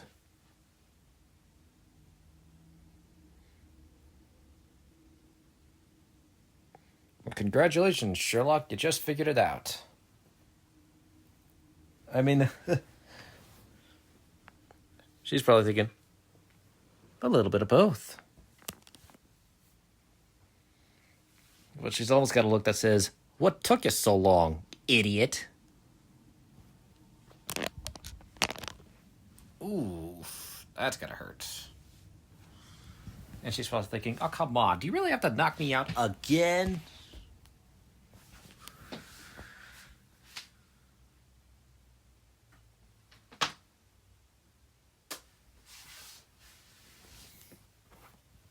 Yeah, Ducati. Yeah.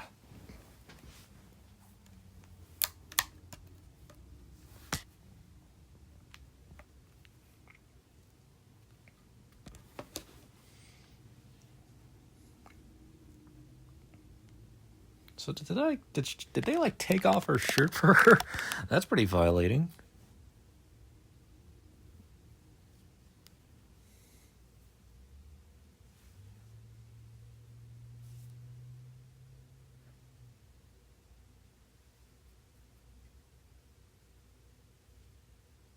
Sought her out.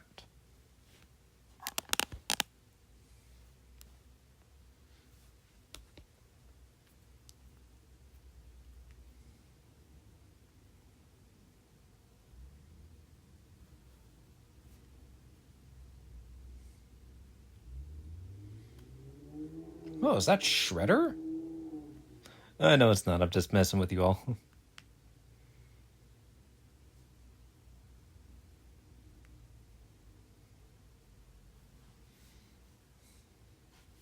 Nope, wrong one.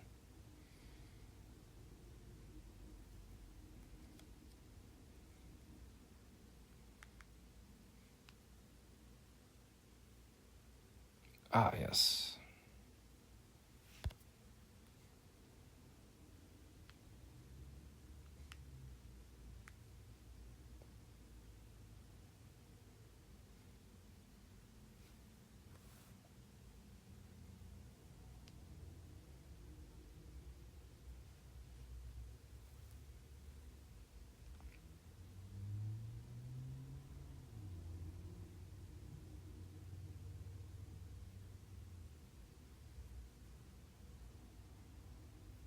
Outnumbered, outplanned.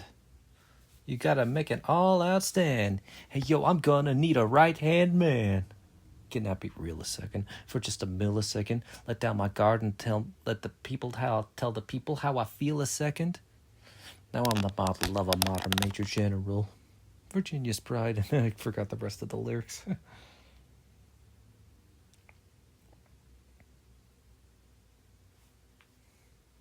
Yeah, careful. It's slippery.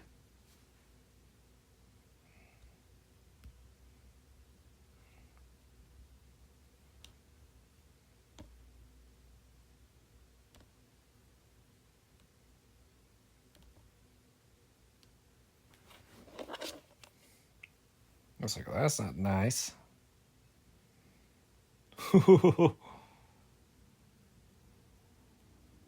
It's like, you're screwed now.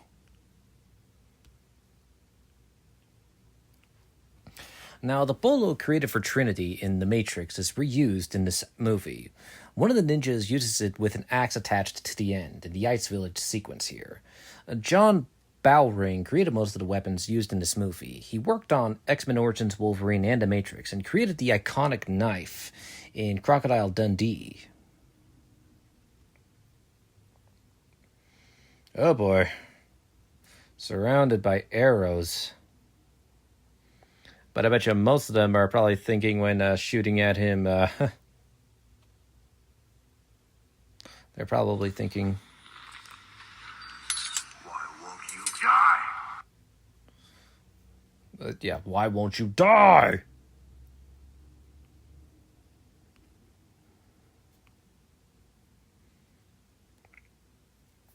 And it's like, oof. That does not look fun. Oh, sir. It's like, stand down, you fool.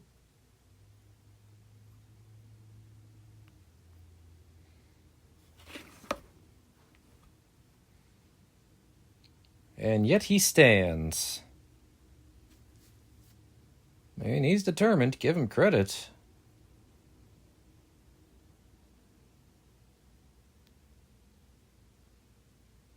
Show off.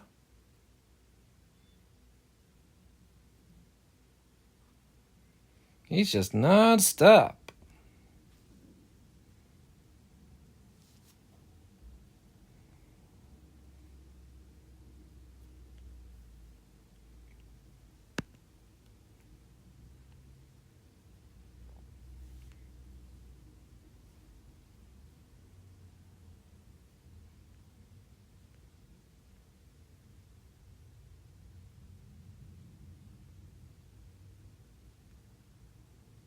Oh, I like that they used a clip from X-Men The Last Stand.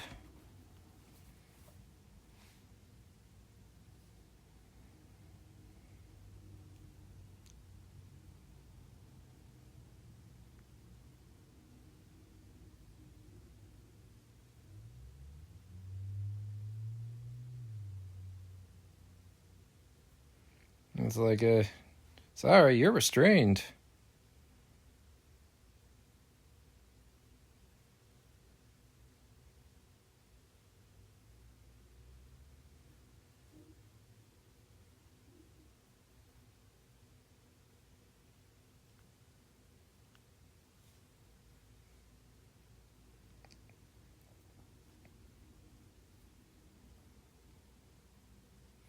And of course, adamantium can destroy adamantium, I guess.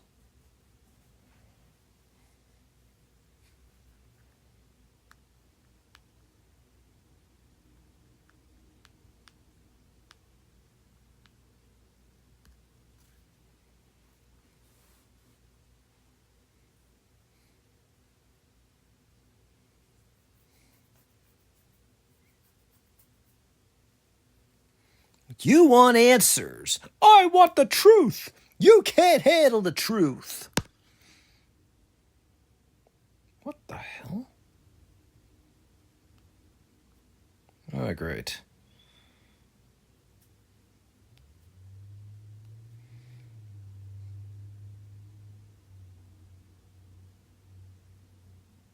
Lucky.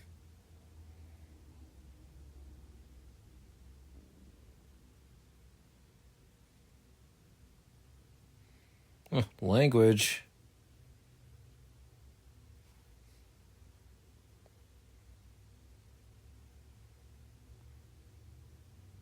Uh-oh. That doesn't sound good. I know you care for him. You need to let go of that. You are a Yashida. She betrayed my grandfather. And so have you. No, Mariko. We grew up together. You need to trust me. Let me go to him. He saved my life. Let him go, Mariko. This isn't as easy for me, but I'm following grandfather's wishes. And she's like, what?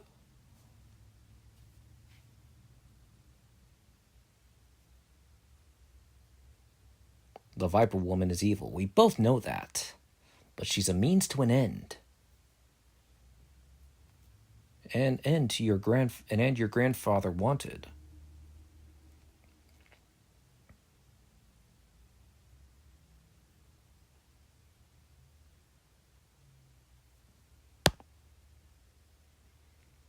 It's alive! It's alive! It's alive! It's alive! It's alive!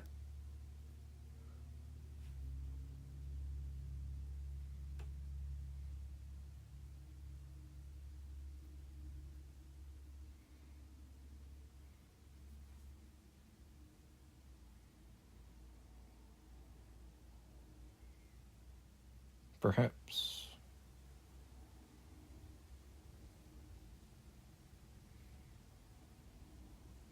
Now, the Silver Samurai is made up of over 600 moving parts. I don't know if I mentioned that, but, well, now you know.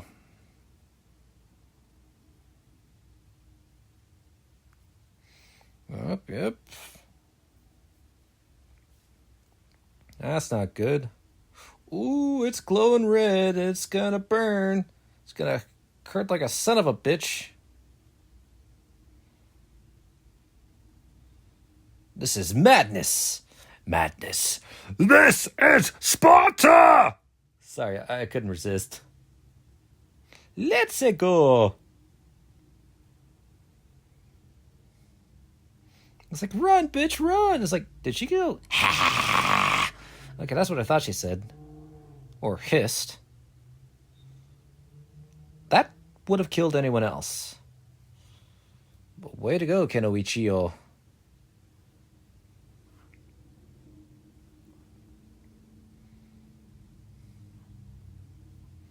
Yep, just remember, she's a mutant.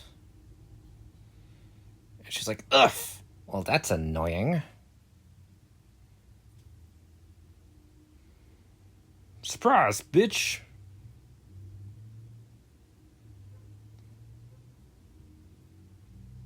Now, apparently, it was the studio that demanded this whole big climactic action scene. And although it is clearly from studio interference, I think it's one of the few times it kind of works to the film's benefit.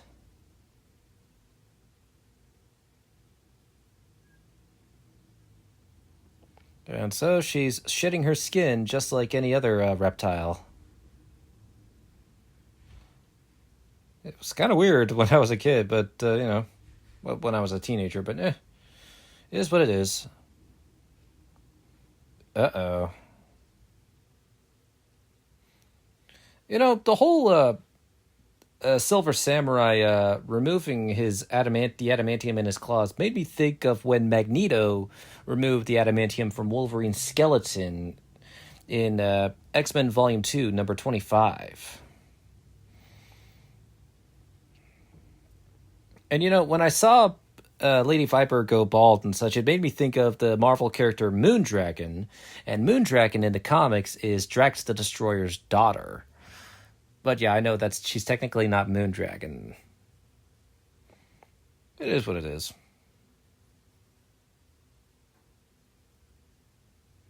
He's probably thinking, what? That's just nasty.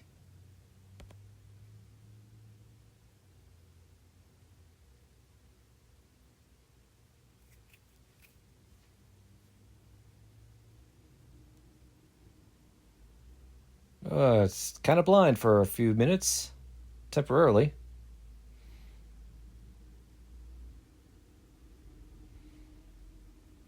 It's like, get back here!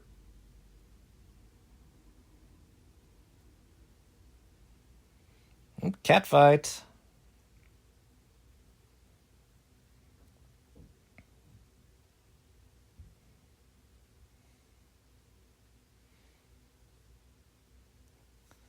Yes, bitch fight.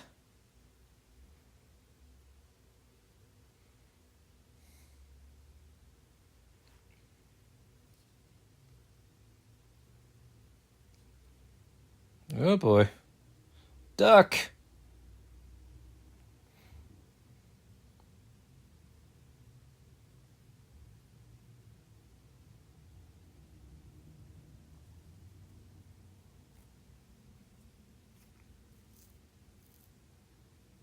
Uh-oh. Did you really think an arrow would stop him? He's made of adamantium, you fool!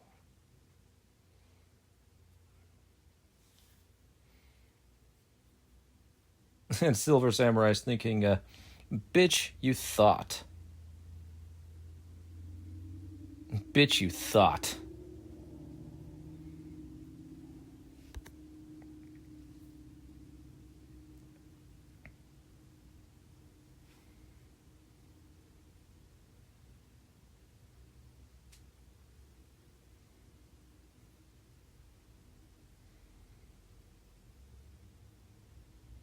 It's nice that he's got the upper strength to use that sword.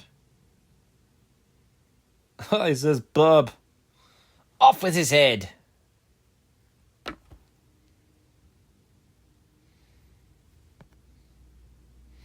But hey, if this was a video game, this would be round 1 in a video game.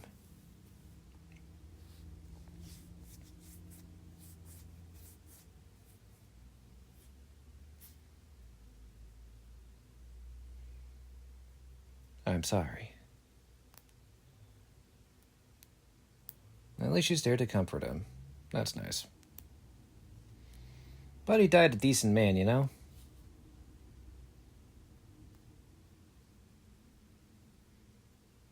Yeah, use them claws.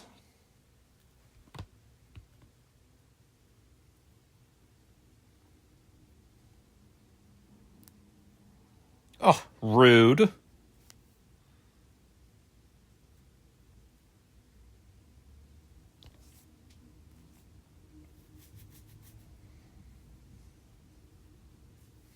Now, how to outwit her? That is the question. Yeah, you can't keep blowing venom forever.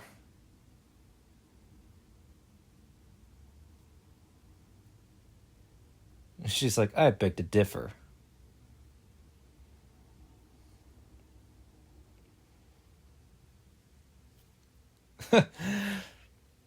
Sorry we can't hang out, Viper. I'm sorry, I had to make that joke. That extraction does not look pleasant. What are you doing? Giving you your reward. Your eternal reward.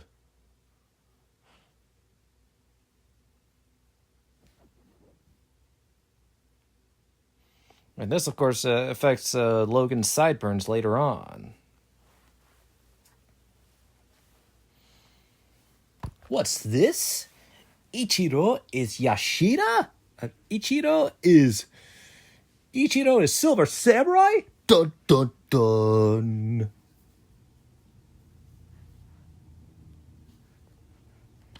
Now, of course, Ichiro Yashida is a combination of two characters, Silver Samurai and Ogun, or Ogun. Now, the second Silver Samurai in the comics is Shinjin Shin Harada, who was the son of Kenoichiro Harada, making him Mariko's nephew, also debuting in Wolverine #1. He joined Mystique's fourth incarnation of the Brotherhood of Mutants, and at one point allied with Old Man Logan. So, you know, villain turned hero and such. Ogun made his comic book debut in Wolverine and Kitty Pryde #2, or maybe #1, I'm not sure. But yeah, he debuted in that comic in 1984, created by Chris Claremont and Al Milgrom. And in the comics, he was once Logan's mentor in Shanghai, China. Ooh, his eyes are bloodshot.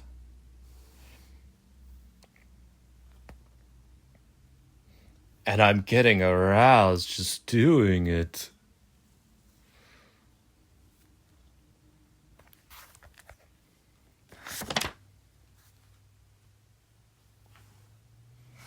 To be invincible.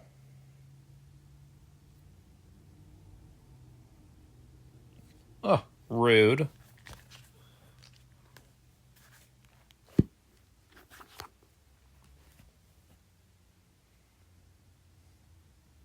You are a monster.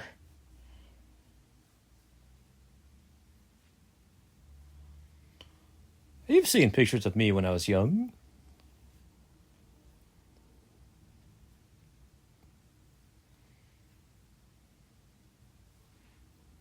Yeah, try healing from that, bitch.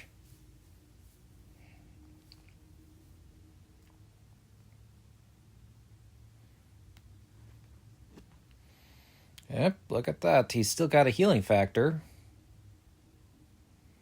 Gone are the adamantium claws, but still is the adamantium skeleton. He's still got that. Huh. Drunken fighter. Huh, so was he like using levers to operate those big arms and legs? But that's what kind of makes sense. Bone claws are back!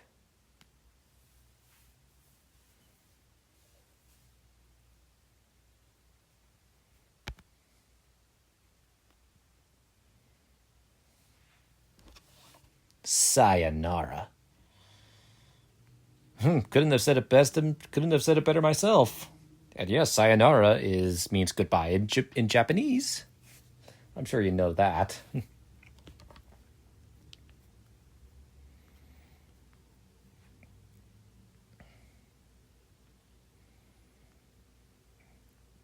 Okay, Wolverine.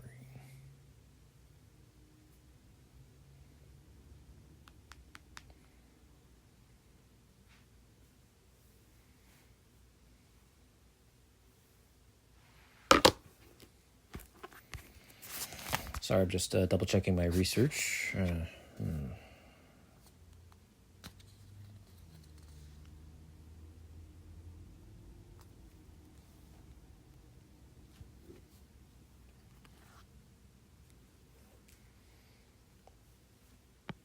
this is the last we see of Jean for a while.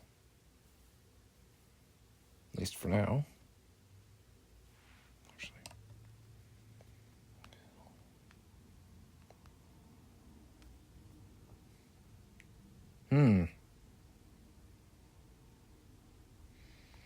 Apparently there are conflicting reports on whether Famke Janssen will be in Avengers Doomsday. She says she's not involved, but given how Andrew Garfield and Tobey Maguire had to hide the fact that they were in Spider-Man No Way Home, we're not 100% sure, you know?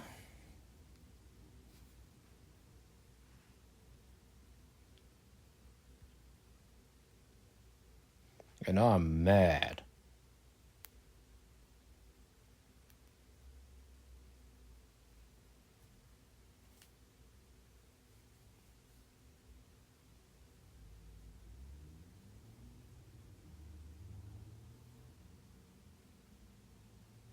I love you, but I'll have to let you go.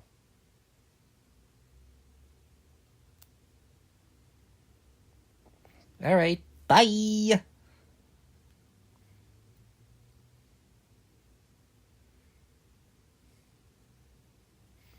Oh, nice transitionary shot.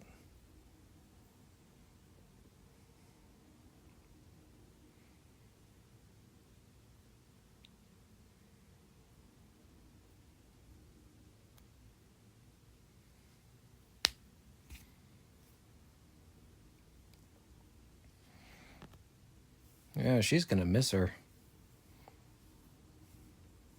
The ironic thing is, in the comics, it doesn't actually end like this because eventually Logan decides he wants to marry Mariko, and so after the solo series, there's like an epilogue that starts with Uncanny X-Men number 172 that lasts until 174, I think.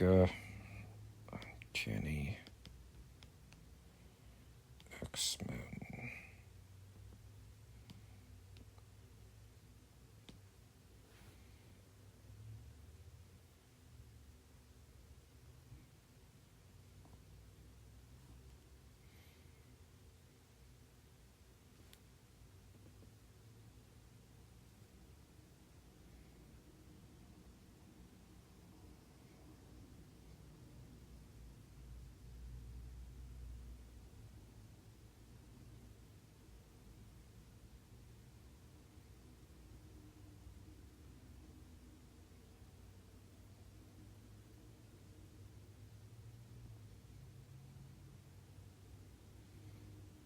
Oh, yes.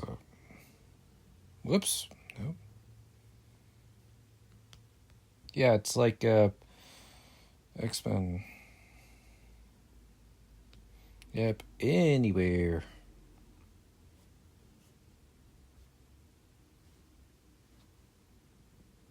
Yeah. Bodyguard. Where to, Mac?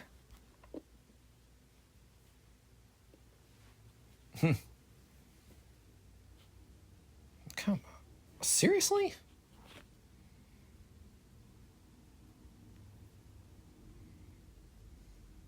Yeah, interesting.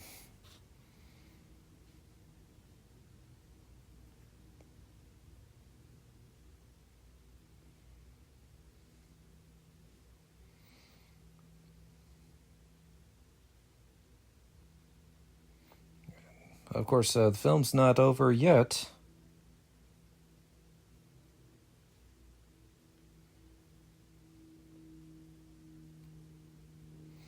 But yeah, it's like 100 Uncanny X-Men number 172 and 173. Pretty much, Logan's supposed to get married to Mariko, but suddenly, at the end of issue number 173, apparently Mastermind manipulates Mariko into ending the wedding and dumping Wolverine for being quote unquote unworthy. But yeah, it's Mastermind's fault that.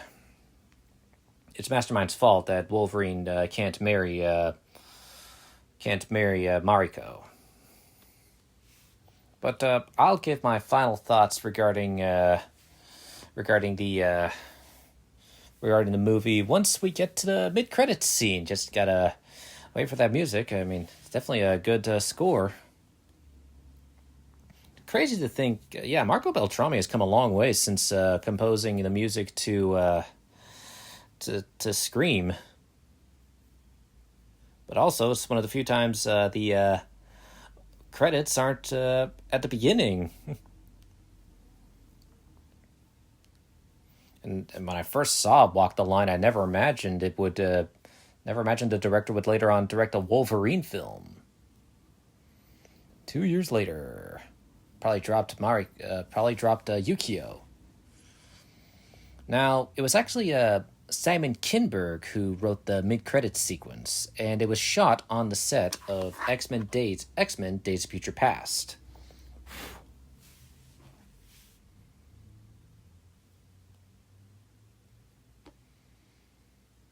Yep, floating coins everywhere. What could that mean?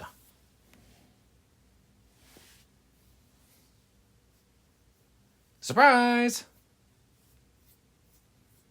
Also, yeah, this is the first time we see Ian McKellen since X-Men The Last Stand. And trust me, I was so shocked when...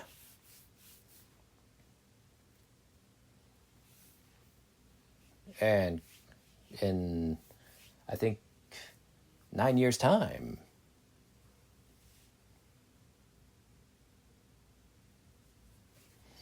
But yeah, this was also released simultaneously while alongside The Hobbit: Desolation of Smaug. One of the few times Sir Ian McKellen had a movie that was released, had an X-Men and a Lord of the Rings film released simultaneously.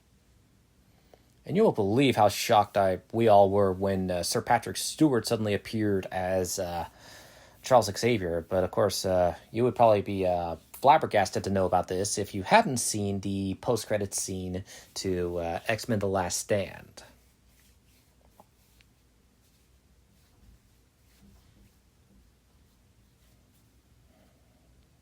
Yep, and I'm possessing my twin brother, apparently.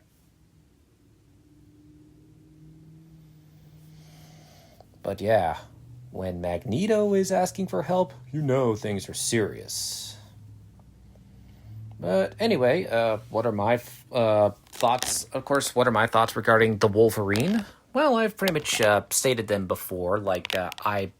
As I said in my review of the film, I believe that of all the superhero films that were released in 2013, the Wolverine is still the best. I still stand by that. And 13 years later, the film still holds up. It's a massive improvement over X-Men Origins Wolverine, and it's a great follow-up to X-Men First Class, and a great and I think it's and despite the fact that it has to reference X-Men The Last Stand and also has the burden of having to reference X-Men Days of Future Past, I still think that The Wolverine is one of the best standalone X-Men movies out there. I mean, it's definitely, and if you want to see a full deep cut review on The Wolverine, yeah, I recommend watching my review of it. But I think that The Wolverine is one of the best sequels Yeah, it's overshadowed by Logan, but it's definitely a good film, and I totally recommend it. And I really had a lot of fun doing a commentary for this. Anyway, that was my commentary on The Wolverine. Thanks for listening to my commentary on it, and I plan on doing a commentary companions episode for The Amazing Spider-Man 2. Anyway, be sure to like and subscribe. Don't have a good day. Have a great day.